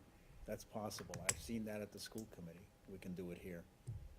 I do That's one of think, the three initiatives that we're gonna be talking about that I we'd do like to think all invite you on. contracts expired June 30th, 2017. They all expire at the same time. All contracts were extended to expire that same time, except for the fire chief, whose contract has not been negotiated. I'm just saying that maybe strategically, you could make it that it's the right time, that it doesn't, here it is, you're getting all these warrant articles Try and to getting make all the this other decisions stuff. about the contract for the upcoming fiscal year Right. by the end of January, say, Right. or something that's more time. And I will just say in defense to this group, I mean, negotiations went on for months for the few that you were waiting on, but there were circumstances that they couldn't reach an agreement. Well, thank It you was for, external factors that were impacting it. thank you for defending the indefensible. Well, but we've been meeting since We December. dragged one out for months and months and So- months, But- almost 2 years. Go back what I said. If we can include these guys in, maybe it would've helped us in our decision, or whatever. I just think if we're gonna have a finance board, me personally, I would like to have them in the conversation. I know we're gonna change over to a 5-member board, we'll have to bring this up again, that's how I feel. It I will just be think a- that their it- finance board, that's what they're here for, that's what they should be It's involved gonna in. be an agenda item pretty quickly, so we'll invite these folks. Because that's what happened. I know what you guys are saying about, you'd be meeting, we'd be in there having our meeting, Greg would be in here talking with you. Greg oftentimes would be part of the negotiation on a contract with the dispatches or the patrolman or the highway. So he had a lot of information that he could share with you.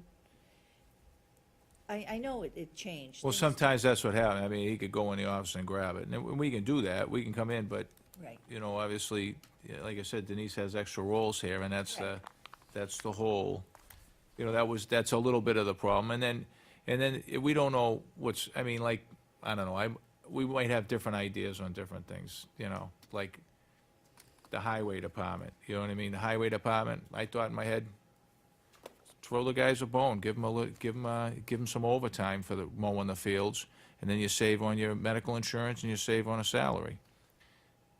Maybe that won't work, you know, other people said, hey, wait a minute, the kids are in the ball fields during those times, all this other stuff.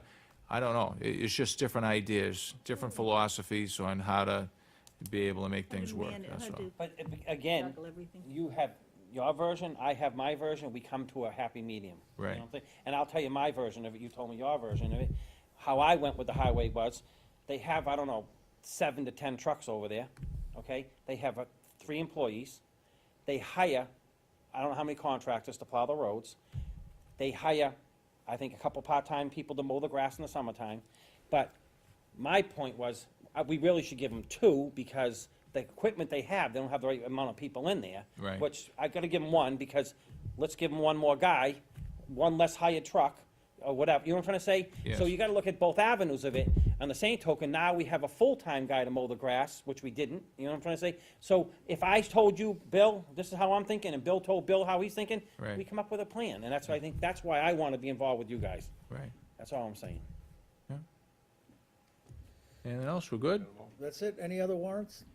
Did Think you have we're a good. Did you guys have a question or, on the Groveland Wetland Protection Bylaws and Regulations change? Yes. Yes. Would you like to share that with us? Or you want to keep this? Well, next month? we were having issues with Please? the fee structure seemed to Yeah, go through the roof, yeah, to be fair about it it. was robust. We went from one category of the $250,000 category of no fee to $7,500 maximum fee, which was like And every single one of these, extreme. they all went up 7,500, every one of them. Which, when you put that maximum fee to, I mean, It's scary. how is that gonna be determined? What are we gonna do with it? So we could charge one guy $5, we're gonna charge the other guy $7,500? I mean, I asked that question. it's a lot to too. it. And I got an answer, well, it's really for the big contractors. So, you know, the big Multi-million contract, dollar developments we have here in town? he passes it on to his customer, right? So, I didn't I have a agree. strong objection about the extension of the wetland from 100 to 200 feet. I agree with you, Andy. If I can just comment on that, just so you know, town council did review this and said that that is state law. It's just our bylaw was silent to the 200. So bringing it to the 200 actually just complies with state law. So Because the I way- had them Well, review it. let's challenge the state on something once and for all, and say, we're not gonna change it, and let them sue us, okay? So So way- if the guy who owns a piece of property and he can't put a shed in his backyard because it's too close to a little stream that dries up after April, or it's too close to a vernal pool where the frogs Often. mate and then disappears. I mean, that's the problem I feel. If you look at a town map and how close almost every property is to the 200 feet, I know the state law says one thing. Andy, Helps a lot and, of people. The state is what that, really? Well, the way it works, and I struggled with this as well, I didn't like the fees, and Betty brought that up, and the way it was explained to me is that if I'm going to build something near a stream, my bylaw locally is silent on it, so, hey, I think I can go ahead and build this thing. But now the Conservation Committee is going to have to use the stronger law, whichever one is stronger, either the bylaw or the state law. So they're gonna have to default, when I apply, the permitting is now going to be, the guide for the permitting will not be our bylaw, because our bylaw is too weak, they're gonna have to default to the state law. So if we don't make this change, we're just not compliant with state law. And it might require litigation. Who was the spokesperson for conservation? Mike Dempsey mentioned that to okay. us. and That's how that was explained to me. And in terms of the fees, which I'm uncomfortable with, he said that there's a history and a pattern, I should have Mike speak to this, he certainly will at town meeting, but if you remember the way he explained it to us, that the fee structure, the maximum levels, or anything near the maximum levels, would be applied based on complexity of the project, but the history of the fees that have been assessed over time have been on the very low end, and he expected that would continue. So, I'm just reiterating what he said. You wanna play a tape, and you'll find how remarkable I Andy. I'm not doubting what you're saying to us. Yeah. Andy, I'm sure So- that that's what they voted for. Yeah. so the way that I took the conversation out that night, because I questioned it, because I was worried about what Andy just said, I was worried about the shed being built, now you have a piece of land you can't use, et cetera. So, when I questioned the person, they told me that this is a state bylaw that's in place today, and Groveland has already adopted it, and it's been adopted now for a few years, am I correct? That's how he said it. We're already currently doing it, They're and I using it questioned as- him 2 or they're 3 using it times. for permitting, yeah, I exactly. questioned them 2 or 3 times to make sure it wasn't something that we're putting in place that's gonna affect our town people. It wasn't. It's in place, they're currently using it. It's all they're doing is making their bylaw, their Groveland bylaw, Matching the state. state. State. It's all it is. It's strictly, and I wanted to make sure of that because I didn't wanna vote on something that was gonna be, hey, I got a small little piece of land and I have a brook behind it and I can't put a house on it or a The shed. fee structure, is that in place? The too? free structure, how he said the free structure was gonna That go. was not state. This fee structure is not state law.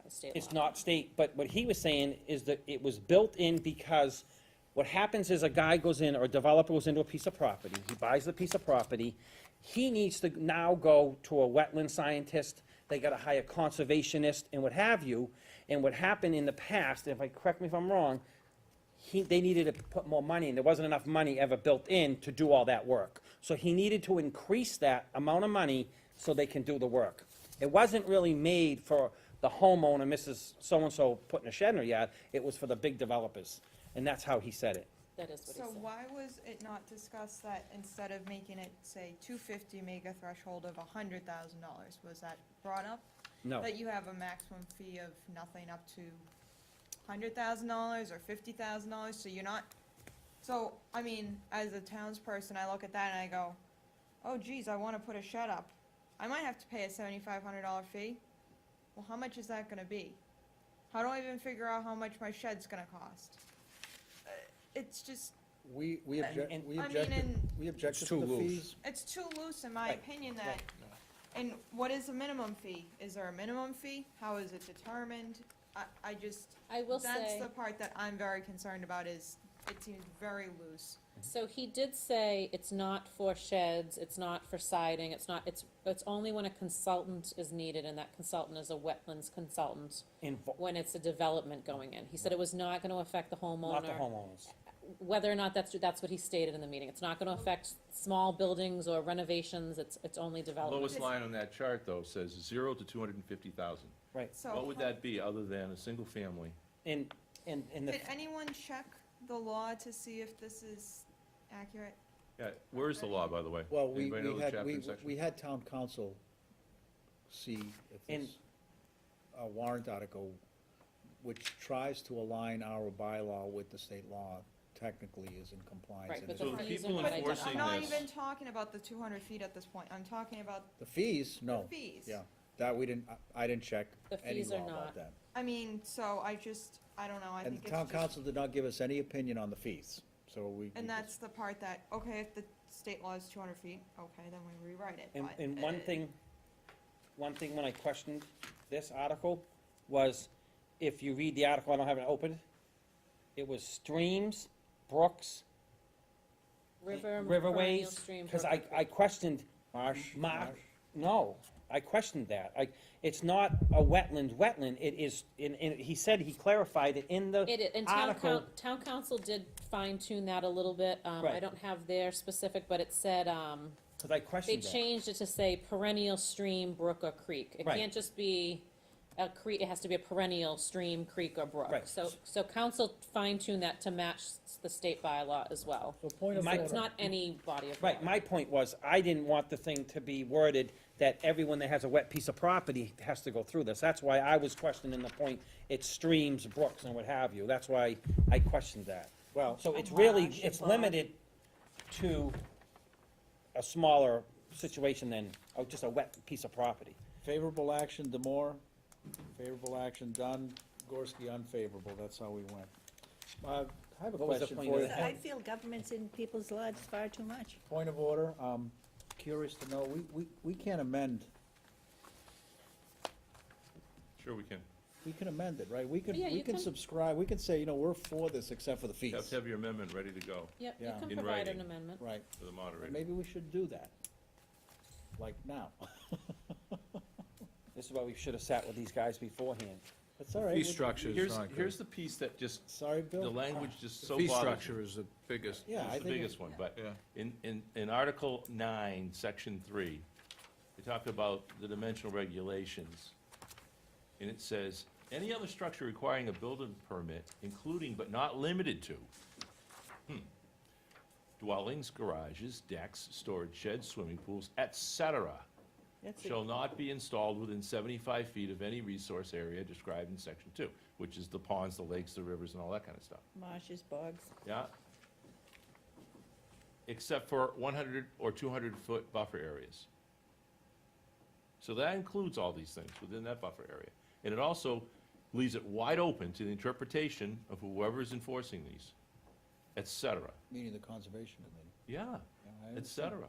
I mean, how can you, you know, I know there's things they probably left off that you haven't even thought about, and probably rightly so. I mean, there could be other things, but it leaves it wide open for somebody's judgment.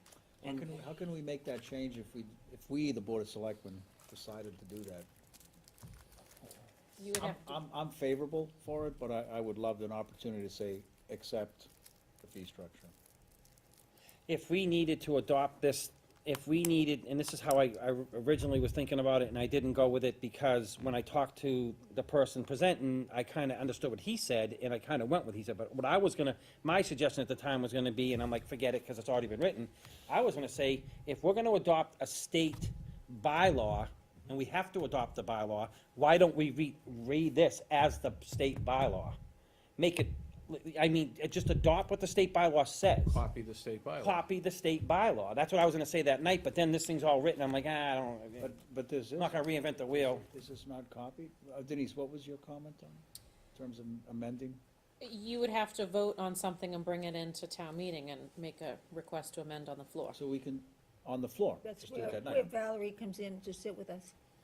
Regard, And you would she'll probably know. word it something like, respective of what the we wrote- FinCom decides. we voted favorable with the amendment that we're gonna read and present right now, or something like that, so it gets done right away. Do you want me to write it? It's your amendment. I Can don't know you- what you're voting Can on. you amend it to, but, and I'm not trying to stick up, It may not pass. Your I amendment may understand. not pass. no, I'm So- not saying I want it, I'm just saying, I'm trying to be fair here. If we need to adopt the state bylaw, we need to do that, to make their bylaw and our bylaw mesh. Does it say So if we must do it? amend- Does it say we must do it?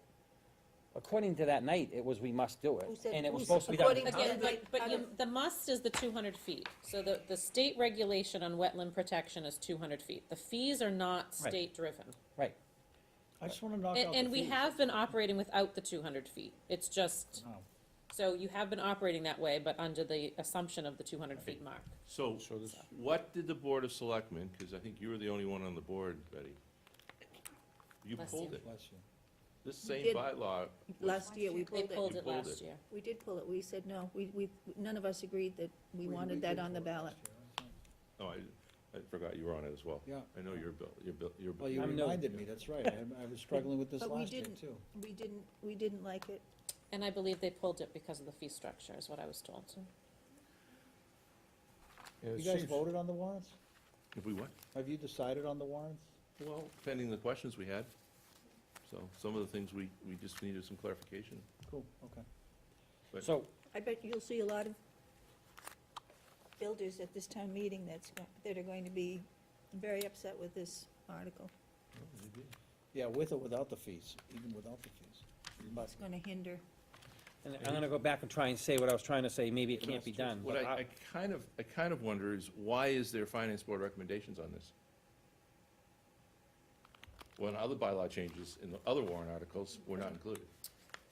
I'll be honest, I put it on there because it had money involved. Yeah. So I added the Because of the fee finance. structure.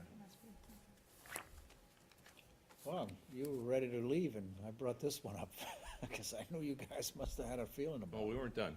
Yeah, I'm sure. Bill was done. I wasn't done.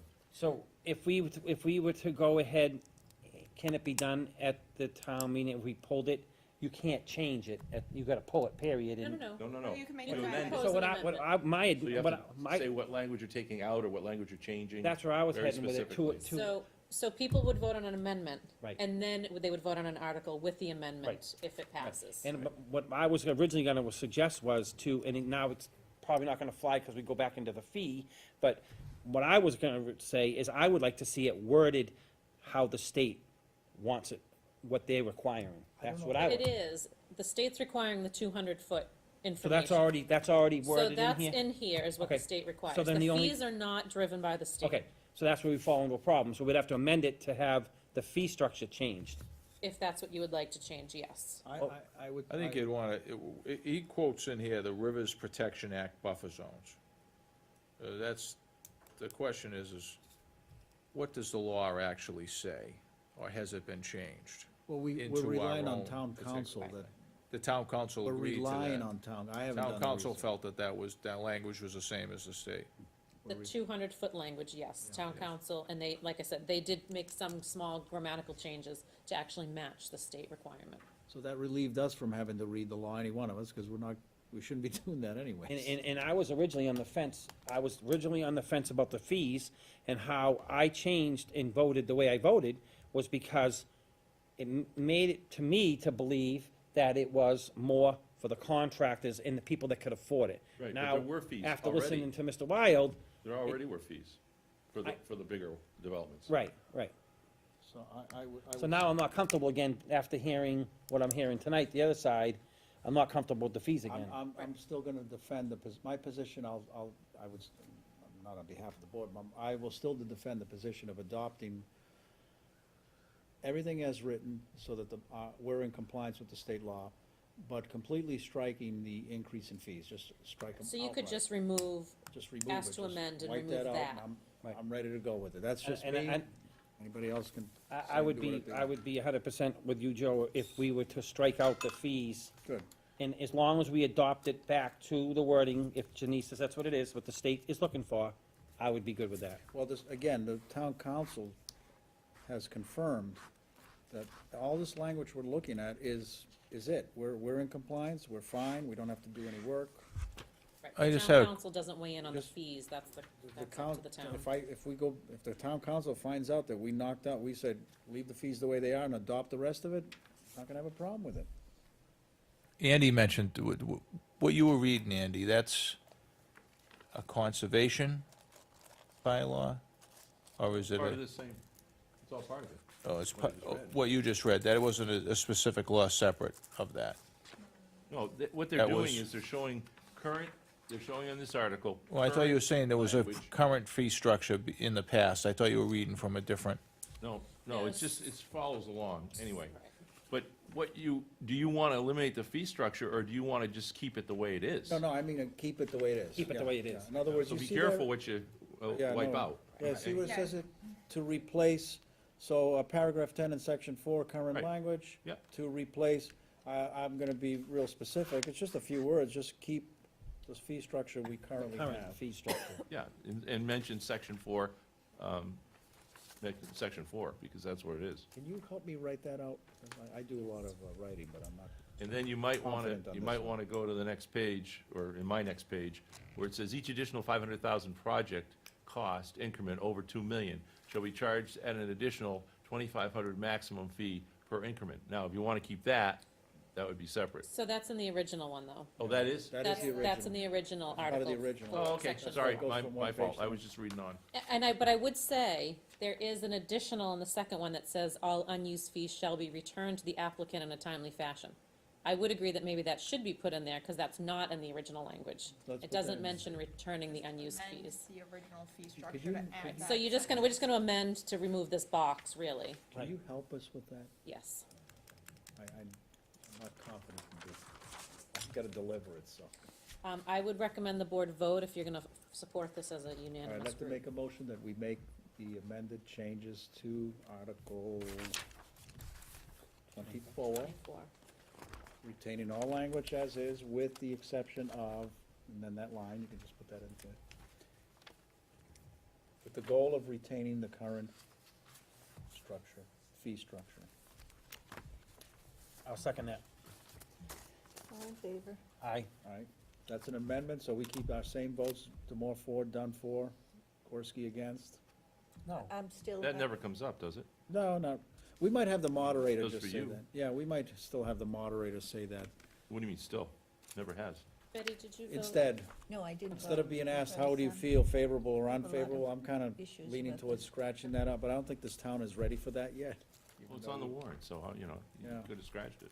You didn't. So I don't know, we haven't I think there'll be a decided. lot of discussion Certainly don't want on the this individual article. names on there. You want the board, you want the board's Yeah, no, I collective agree, decision. I prefer to Yeah, be I don't know, I silent. said that earlier tonight, I don't know why, not that I'm trying to hide anything, I'm Yeah, on camera I right now. prefer to be Why silent. would you go I into town really meeting do. and have to, It's on, You it's can on speak to there. that, but I think it sounds better if we go in as a team? unified board, Right. Yeah, I as agree. opposed to, you know, I've had many votes over the years where the board voted a certain way, the finance board, and I did not. I and totally didn't agree. when we met. I but think we should it make a went through. decision tonight also that at town meeting, we are, moot on whether we're favorable or not. The article's on there, let's move on. What do they think? But I That's think, really I what think, should- I think the town's so used to that, they're gonna wanna know. I know, but maybe we can change it this year.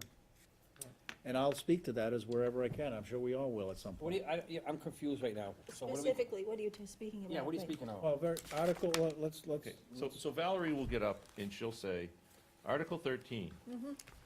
Selectmen, Selectmen, how Her do you? husband will say, move the article. I waive the reading. of the article. Second, yes, voted, okay. Article 13. All in favor, and somebody has to first make the motion, someone has to second it. And when it comes to the wetlands, it will happen just like that if you don't stop it. As soon as it's read, somebody's gonna say, and somebody will second it.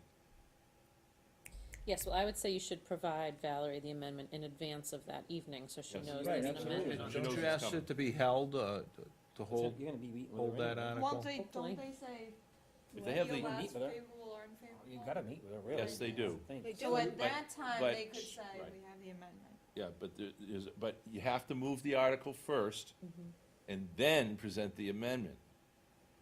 That's right. And that has to be voted on, and then the either amended or not amended article would be voted on. So what about when she introduces the warrant? Should she ask us favorable or unfavorable? I think she should I because think it's she on should, I here. mean, it's already so the warrant that's been printed does not show your names, it shows only unanimous Okay, or favorable or fine. unfavorable. Right. So you've already taken, the votes that you didn't take don't have a favorable or unfavorable. They're all favorable then in that case, except for maybe one of them, the one. with Correct, the so there was Groveland. one of the community preservation you voted unfavorably for. Yeah, the one about the Groveland downtown. we Correct, felt and we that needed to says pull that. unfavorable. And The I- rest of them all say favorable, because it was majority favorable. That's fine. I'll go back to what I said a little while ago in our meeting, because these guys are in front of us. I don't get why we even have to have us say favorable, unfavorable, because they have the last say, but I You guess only have maybe the last the, say on the budget. what's that? It's our budget that's presented, but everything else, Well, as far Bill- as the articles. But Bill, that goes back to, That's a 60-year tradition. anything that you put on the town meeting warrant, you've technically already voted favorable action for. So you're duplicating that by saying favorable at town meeting, but that's been the practice Okay. here. It was 60-year But- practice. So that's been the practice. Those community preservation articles, How's that gonna be presented? we didn't make that decision. The citizens petition made but you that could have decision. pulled the original one and let them stand with their citizens petition only. Yeah, but they're gonna be delivered as favorable. How's Citizen that? pet- I well, wasn't favorable. If you said, you Some know, that I'm- you did not vote on. Right. And I But wasn't, if, so there's I don't there wanna were two go in different favorable. things. One was a petition, one was a presentation by the Preservation Act people. Okay, those are the two different things that were presented. And you have to allow the petition to go forward because of the signatures. Were they ever checked? Yes. Oh, good. Okay, Well, because you'd come back to haunt you if they weren't, or could. So you could have just pulled the original one and just let the one, not presented by this people because you didn't put it on. so I how mean, is, maybe you'll stir up a hornet's nest doing that, but at least you get your point across if you don't agree with one of them. Did I understand correctly that you voted against the, more spending on the little town corner down here? We did. yeah, okay. we pulled it, well, pulled it, whatever, we all unfavorable unanimously. Okay, well, That didn't come in with the citizens petition. Yes, it did, they all Yeah, did. actually, We that all came in did, with the yeah. citizens Every too. community preservation article but came in with a the point I'm citizen's trying to petition. make is, if we all, the selectmen, when we sat down and did it, and we didn't come up with unfavorable or favorable, why would we go into town hall and say favorable? I think we should be said, not voted. I don't want my name put on a favorable when I didn't vote favorable. That's all I'm It's saying. not. It's Okay. not. So the ones that you did not vote on do not have a position that you've So taken. what about a Okay, so it will petition? be, it will be said, no position. It says, it's still, you still have to weigh in on town meeting floor. They're still gonna ask you your position on those. If you choose not to, then you can choose not to, but she's gonna say, selectmen votes. So, we gotta get this very clear now. Well, Let's focus on the community trail, for example. All right, let's do that one, all right, just for practice. So we have a situation where individually, I'm for it, and my colleagues are not. However, it doesn't matter what we think, because a petition came in to get it on the warrant, even if all three of us didn't want it. How is that going to be presented to the town meeting? selectmen's vote, favorable or unfavorable. Unfavorable. You actually didn't vote unfavorable. We You didn't said vote not, you were unfavorable. gonna leave it to the will of the people, is what you Right. said in Okay, most then of that's the them. way it would They're be gonna said. ask you the opinion. They're So gonna ask you you what and you thought. somebody's gonna stand up Bill and say, and how did Betty the did not selectmen? vote on the trail article. Joe is the only one who actually voted. You two chose not to vote. Right. So that's why the text will read, Board of Selectmen recommends favorable / unfavorable action, because you did not take a position as a board on that. That's gonna be clear in the document. No, that's how the document will read, because you did not take a vote as a board. So you will have to make your position known at town And meeting. we can speak individually to that. Good, that's the way it goes. It's a little messy for us, it's easier for you guys. Did we ever They'll find ask out? us what we voted on, and 'Cause we'll you don't- say Yeah, 'cause you don't- unfavorable. Well, you don't get pushed around with a I have it petition, in my for lack office, of a but better I- word, which I I think wanna is a have it good signed thing, but town. Yeah, it's in, we, It's in- our hands can be, our hand is You is have- guided by, Well, what I was highlighted saying with a how minute you all ago is, specifically voted. there were two that came in. One was presented by the board to you, it's under the Put on. minutes, the correspondence. then in came the petitions, I messed this all up, I'll dig for it. okay? So you leave the petition on, and you pull it. you pull the You say, petition, you just pull it, you pull the article, pull the article. okay? What did their petitions come in worded exactly the same? Yes. Okay, so they get what they rightfully should have the ability to do, and so do you. Okay. What did we ever find out about our green piece of paper that was put in with the tax bill? with the, We did get an there was a update, ballot question. Was there any official opinion on Not whether that was not good or bad? out of Boston. Haven't heard a peep. Nothing. What happened here? What do you mean, what happened to you? Well, how did it get in our tax bills? I have no idea. Mike Dempsey called in January and asked if he could put the annual newsletter in with the tax bills. I said yes, because it was an acceptable use of tax bills. I did not see the newsletter. They were folded and presented. I didn't look at it. I didn't read it. So when they went out, I called before it came before the selectmen. I called campaign and finance myself, before it ever got to a selectmen's meeting and questioned it. That was on the morning of April 6th. Did they give you any information? He told me that day he did not know when he would make a decision. A few days later, Mark McCabe called himself and lodged a complaint, and he was expecting an answer within 5 days. They did not give him one. Then he was expecting an answer by last Friday. To my knowledge, they did not give him an answer yet. I last spoke to them about a week and a half ago. They had a couple of follow-up questions, and they said, I don't know when we'll be able to render a decision. So, Pretty as of clear right in, now. in section 44, article 51B, I believe it is. But That's this, illegal, what was done. Well, we acted immediately, without being, Yeah, I was just curious if you had any results from this. without any citizens prodding us or whatever. We knew that, we responded right away that we Good. wanted to No. get an authority to weigh in. Yeah, We can't be the judge and jury, we have to have a higher authority guide us. And one of the, Moment. and one of the things where I was pressing is when that letter came out, which I knew nothing of, and I didn't know it went out. I was surprised to see it the night in the selectmen meeting. But what I said is, the other side should have a fair right to say their side.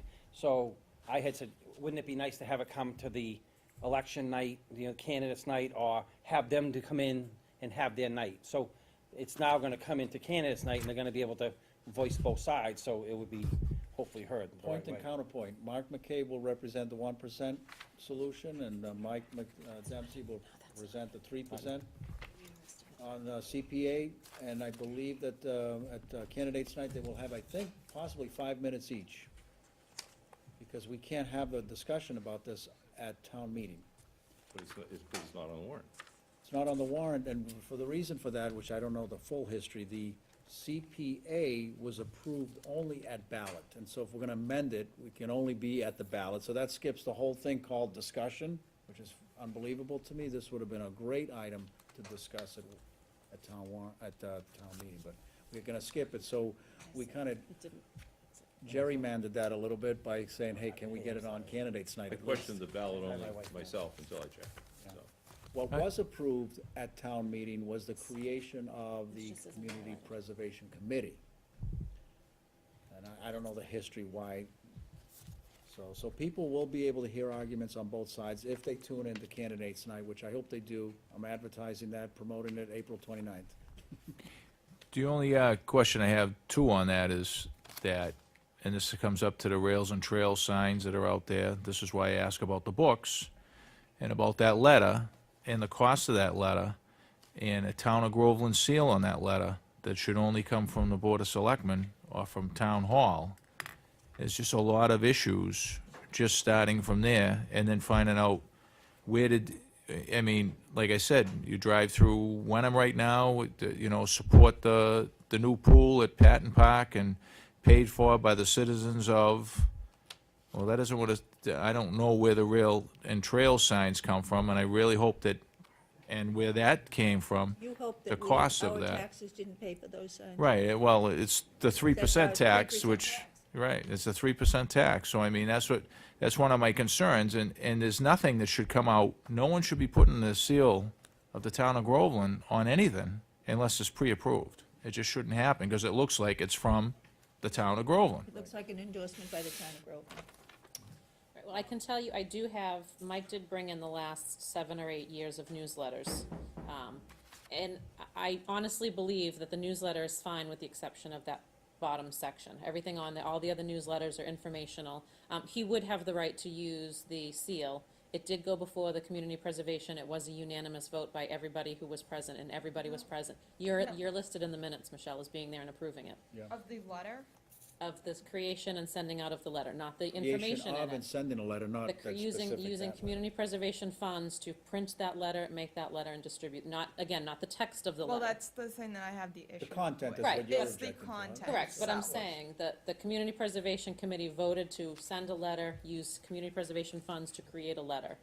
Now that- Again, when I approved it, it was long before anything happened, and I said, yes, you can use our letter, our tax bills to send, like we send the calendars and things like that.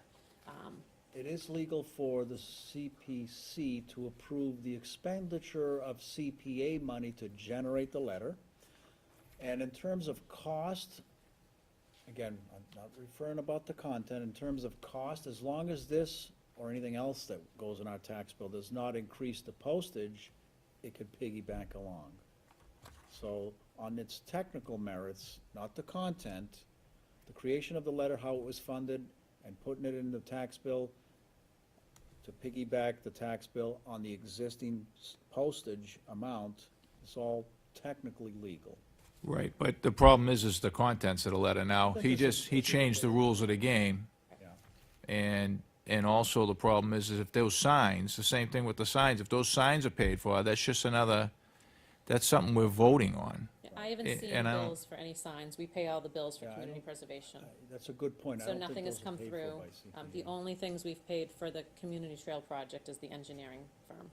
We haven't paid anything. I'm assuming those are privately paid. As a matter of fact, somebody had mentioned that somebody had bought, I think they have to be privately paid, otherwise we would have been notified.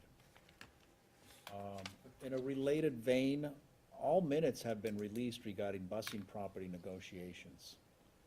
I know that I found a couple of really important ones that I remember I was a part of. One of them was April 22nd of last year. It's a very long, all executive minutes have been released, so there's no. Where are they? There's, Posted? where do we have them? How They're do in we the have them? selectman's office. They're in the selectman's office, right? I will say that we just approved a whole bunch of minutes and executive We minutes, might have been speaking of 2013. you know. Yes. But the executive minutes that I received had nothing to do with what I was looking for. What I'm trying to find out is how we actually Yeah. bought busing. Right. And why we did what we did. I still feel that that money, to have that amount of money sitting there, 1.7 million, am I right? Whatever it is, we coulda had that save us some money on that land. That isn't the bill of goods we were sold at that time. Understood. We were sold that we were saving the aquifer and all of that, and then all of a sudden, we changed the deal on that on that piece of property, on the busing property. I don't know why, and I still don't have the answer. And that's why I don't like continuing to advance and keep on getting tied into more and more. We haven't finished other projects. I believe Selectman Dunn one day was talking that, we get tied in all these other things, and we don't even know what the extra costs are or any of this other stuff. Instead, it's time to slow it down and look at what we spent the money on and know what we're doing. And I think that one piece of land, I still don't have the answer on that yet. And that's one of the things that concerns me. I know I'm backpedaling, but that isn't what, when he said it was an executive session, something was different, and it wasn't him, I'm going, okay, well, what happened then? But he also said he was never involved with any of it, but he sat on all the negotiations with on both sides of the table on that. So that's a messed up thing. Well, we could have an executive session where we're talking about having negotiations and him, an individual leading that negotiation, but we're not gonna have a minute from what went on in that negotiation Right. when we weren't there as Board of Selectmen members. Right, and that's what I have to look back, and we didn't have those answers till recently, so we have to look One at of the that. things that made the Angelini property deal happen the way it did was because there was an individual in our town who, as a volunteer, acted as a broker of information, if you will. And he committed his own time and effort, and he reported to us. A lot of that didn't end up in public minutes anywhere. So I think what you're looking for is probably not available in documented form. Can I Well, just- it's gonna have to, it has to be, because it has to say When did why the we city- didn't buy it with conservation money, and we bought it on a loan. That decision was made that we were either, we would, the whole thing was sold, conservation land, aquifer. Right. We have to do it. The water's gonna get contaminated, the world's gonna end, we're gonna end up with Section 8 housing, and that's what got sold to us. The end of the world is what scared me. The end of the world was coming, okay? So Mike has brought into me, I just haven't gone through it all, some of his notes from the discussions that actually started a full year prior. I think when you came before the board, you mentioned like 2014. These negotiations actually started in like January 2013. So he brought in some dates, and his proposal that he came before the board with for this property, I can copy that and give it to you. He just brought it in, like I said, I haven't gone through all the dates that he's identified as having negotiations, but it was clearly not what this board thought, which was 2014. He was going back to like January and February of 2013. Yeah, there was some I will- transition that changed, that they decided not to use conservation money on that land so they could use it for other uses. But I would love to look at the question that was on the warrant article at that time and compare that to what ended up happening. Because that isn't what, There was also a deadline. there was a deadline that Time kept we on getting voted on it, there was extended. no Separate. PNS. Several Yeah. deadlines. Well, I think we all have a very active interest in getting the same information. Right. I just thought, and I was hoping we would find it in our executive sessions of 2014, and that's what I spent the weekend looking for, and I came up with 3, and one of them I got a little excited about, because it was a lot of information. That was the one that I think Betty and I were both advocating to pull the money in, so it wouldn't be left, shut down the negotiation, pull the money in, so that that money's not left overhanging the next fiscal year to somebody else claim for another project. That was April 22nd, remember that, and and then we decided to cave in and go ahead with another extension, if you will, so. So just to let you know, we decided to go with another extension after that, so, The negotiators know how to walk away from the table. yeah. Good negotiation. Yeah, to go back on what you said a couple minutes ago, was, in one reason, I have a hard time struggling with 7 new projects coming before us. We have projects that weren't even cleaned up from the last go-round, number one. Tonight, early in our meeting, you were in your meeting, and it sounds petty what I'm talking about, but in one of our previous meetings, they were talking about dog mess down the dog park. So I went down the dog park just to kind of see what was going on. And in the middle of the dog park, there's about 4 mounds of whatever it might be. It's mounds. I'm talking mounds, wheelbarrow full mounds. So we don't have the ability to go down there and clean that up. I also talked about, after that, how Busson's property right now, there's couches, there's rubbish, there's dump truckloads of stuff in front of the gate, and it's growing, it's growing. We don't have the ability to go clean that up. You know what I mean? If we don't. But this is why I mean, these projects down the road cost us money, cost us time. We need the equipment, we need the people. And these are just little, I'm being petty, but I'm just trying to show what I was trying to say. And I think that what I was trying to say is, before we put 7 more projects forward, let's make sure we can handle what we got. And Denise is gonna run these projects, it's gonna put a more load on her, she has some from last year, and that's all I was trying to point out. Right. And that's what bothers me, and it's just, I think there's the unforeseens to insure that property, we don't have that money. The unforeseens, the police department, we talked about it tonight in our meeting. The mini bikes are down there, motorcycles are down there, they're maybe not right on that piece of property, but Right. they're, and that's taking their time, they mean another guy, and that's what bothers me, and I know when you put these projects, you can't do the nitty-gritty that Bill's talking about, but still, we gotta look at something, that's all, that's where I was going. Well, point of Right. order, the reason why we have a problem with the ATVs is we took away the funding that we used to have the police down there with equipment to be on those roads. But I don't think the chief in the past ever wanted his guys and gals out in the woods chasing kids.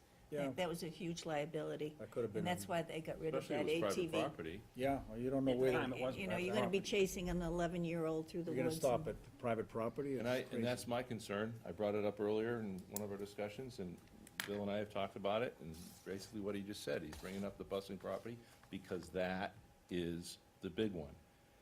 And, no, we don't have any bathrooms at Shanahan yet, but that was an article, 2 years ago? 3 years ago? I can't remember how long ago it was. We spent all that additional money on Washington Hall.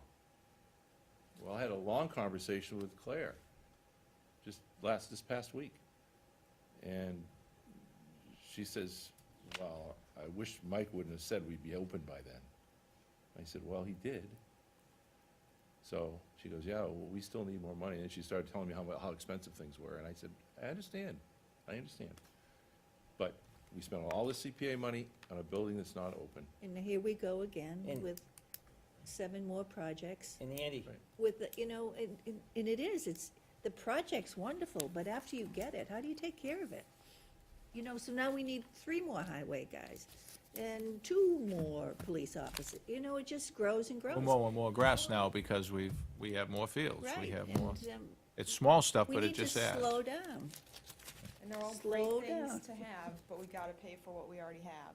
And we have to foresee what was coming down the Exactly. road. And Right. when it's all said and done, and people want all of these things, give you what you need, what is it? I'll give you what you need, not what you want, Dave Kowalski. and, But he saw this coming a long time ago. and the only thing that I said, and I don't want to sound like a broken record, but every single project that you do, building a house, building a building, building a road, building anything, it's gonna cost you more money. Take Washington Hall. They did a good job down there, granted, they put their heart and soul in it, I'm not criticizing one soul. It wasn't built in for the extra cost. Every project should have amount of money built into it that it's gonna run over. 20%, 10%, 15, whatever, they gotta figure that out. And I heard stories that the elevators cost more down there, and it went over budget, and I understand that, but at the same token, no project in this town is ever gonna come in on time and on budget. I mean, if it does, like the state does, they give the people a bonus, because they force the thing through, they put overtime or whatever they do, they give them a bonus back when it's all said and done, and that's how they save money, but I can't see that these projects are all gonna come in, and it's not gonna cost us money. It's gonna cost us down the road, and that's what scares me. And we all know what happens at town meeting. And I personally like the projects How many that, That's why I like that exclusion. people want, they'll vote for it and walk out the door. How many times have we seen it? The first vote, something that somebody wants, and they flee. As soon as they get it, they all leave. And We they don't have a rush through quorum everything anymore. else. They I would rush love through to s- everything else to get to that thing. I would love to see the CPA money spent where it's spent a small amount each year. When I say it's maybe one project, and we don't go crazy, we can manage it well, we can get it done, and we can keep an eye on it. That's how, and use CPA money to fund it. I think that would be great, I do. Well, my position on some of the warrant articles is very simple. They were completed projects. The preservation and saving of valuable historic documents at the library is a completed project. Remember, I said that I used 3 tests, is it gonna be a completed project, being primarily the primary one. It's getting late now, but Yeah, the cemetery, a 150-year-old archway has been worked on since 1910. That's gonna be a completed project. VC Park, they need windows.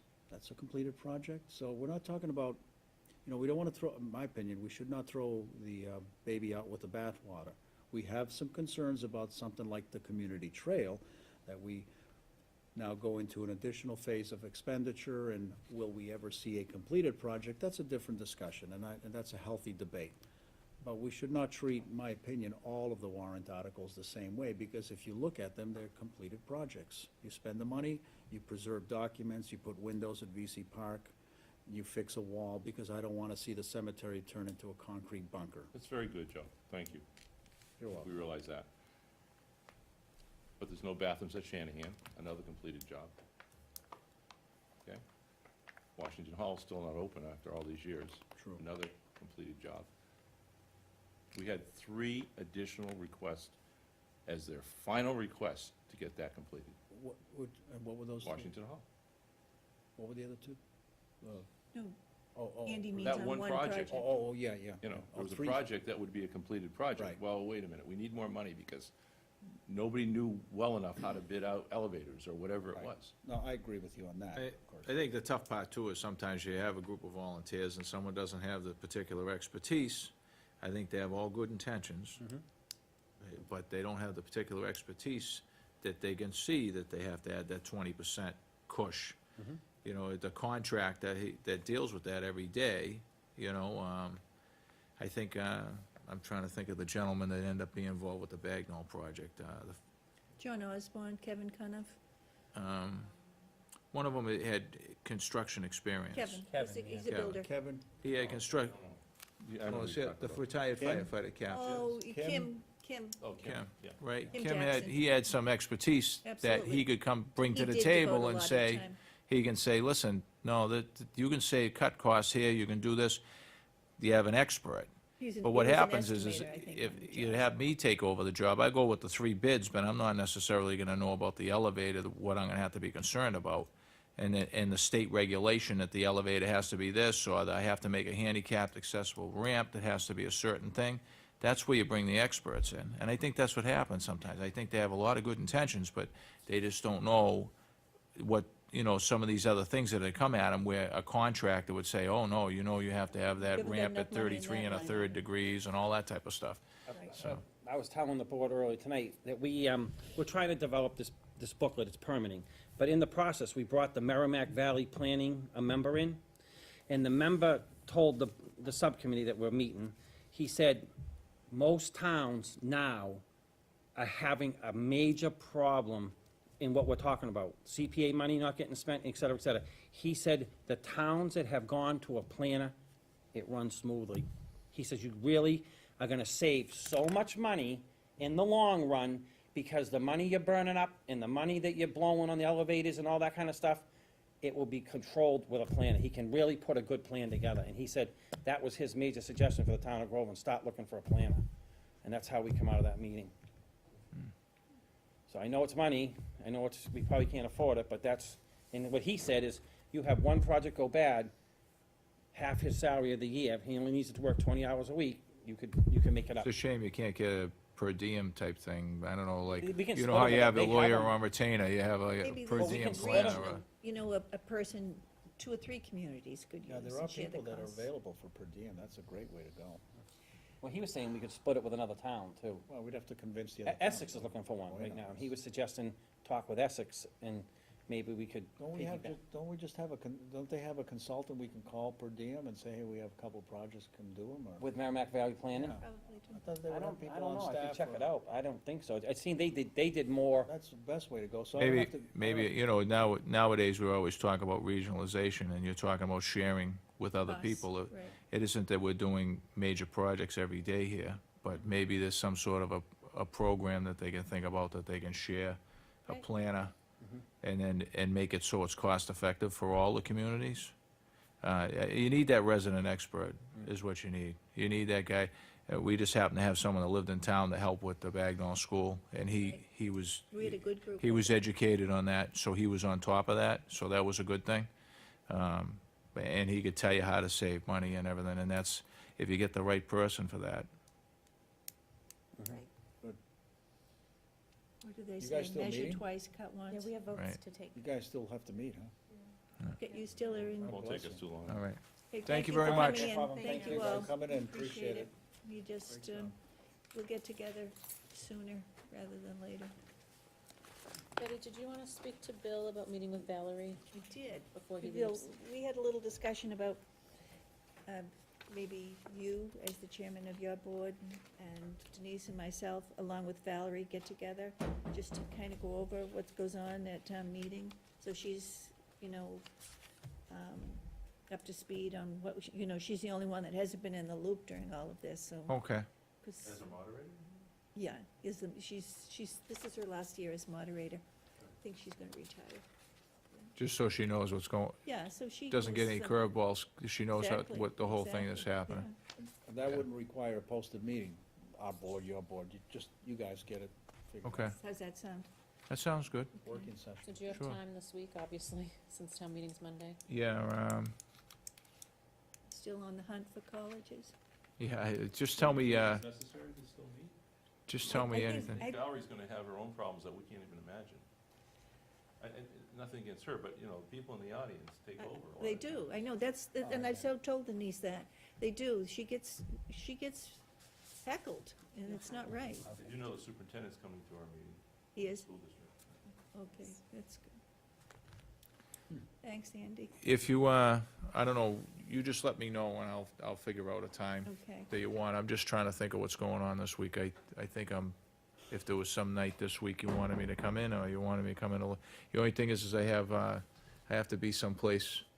If you're planning on doing something early on Thursday at like 4 o'clock, I have to be someplace for that, but I'd have to come in later for that.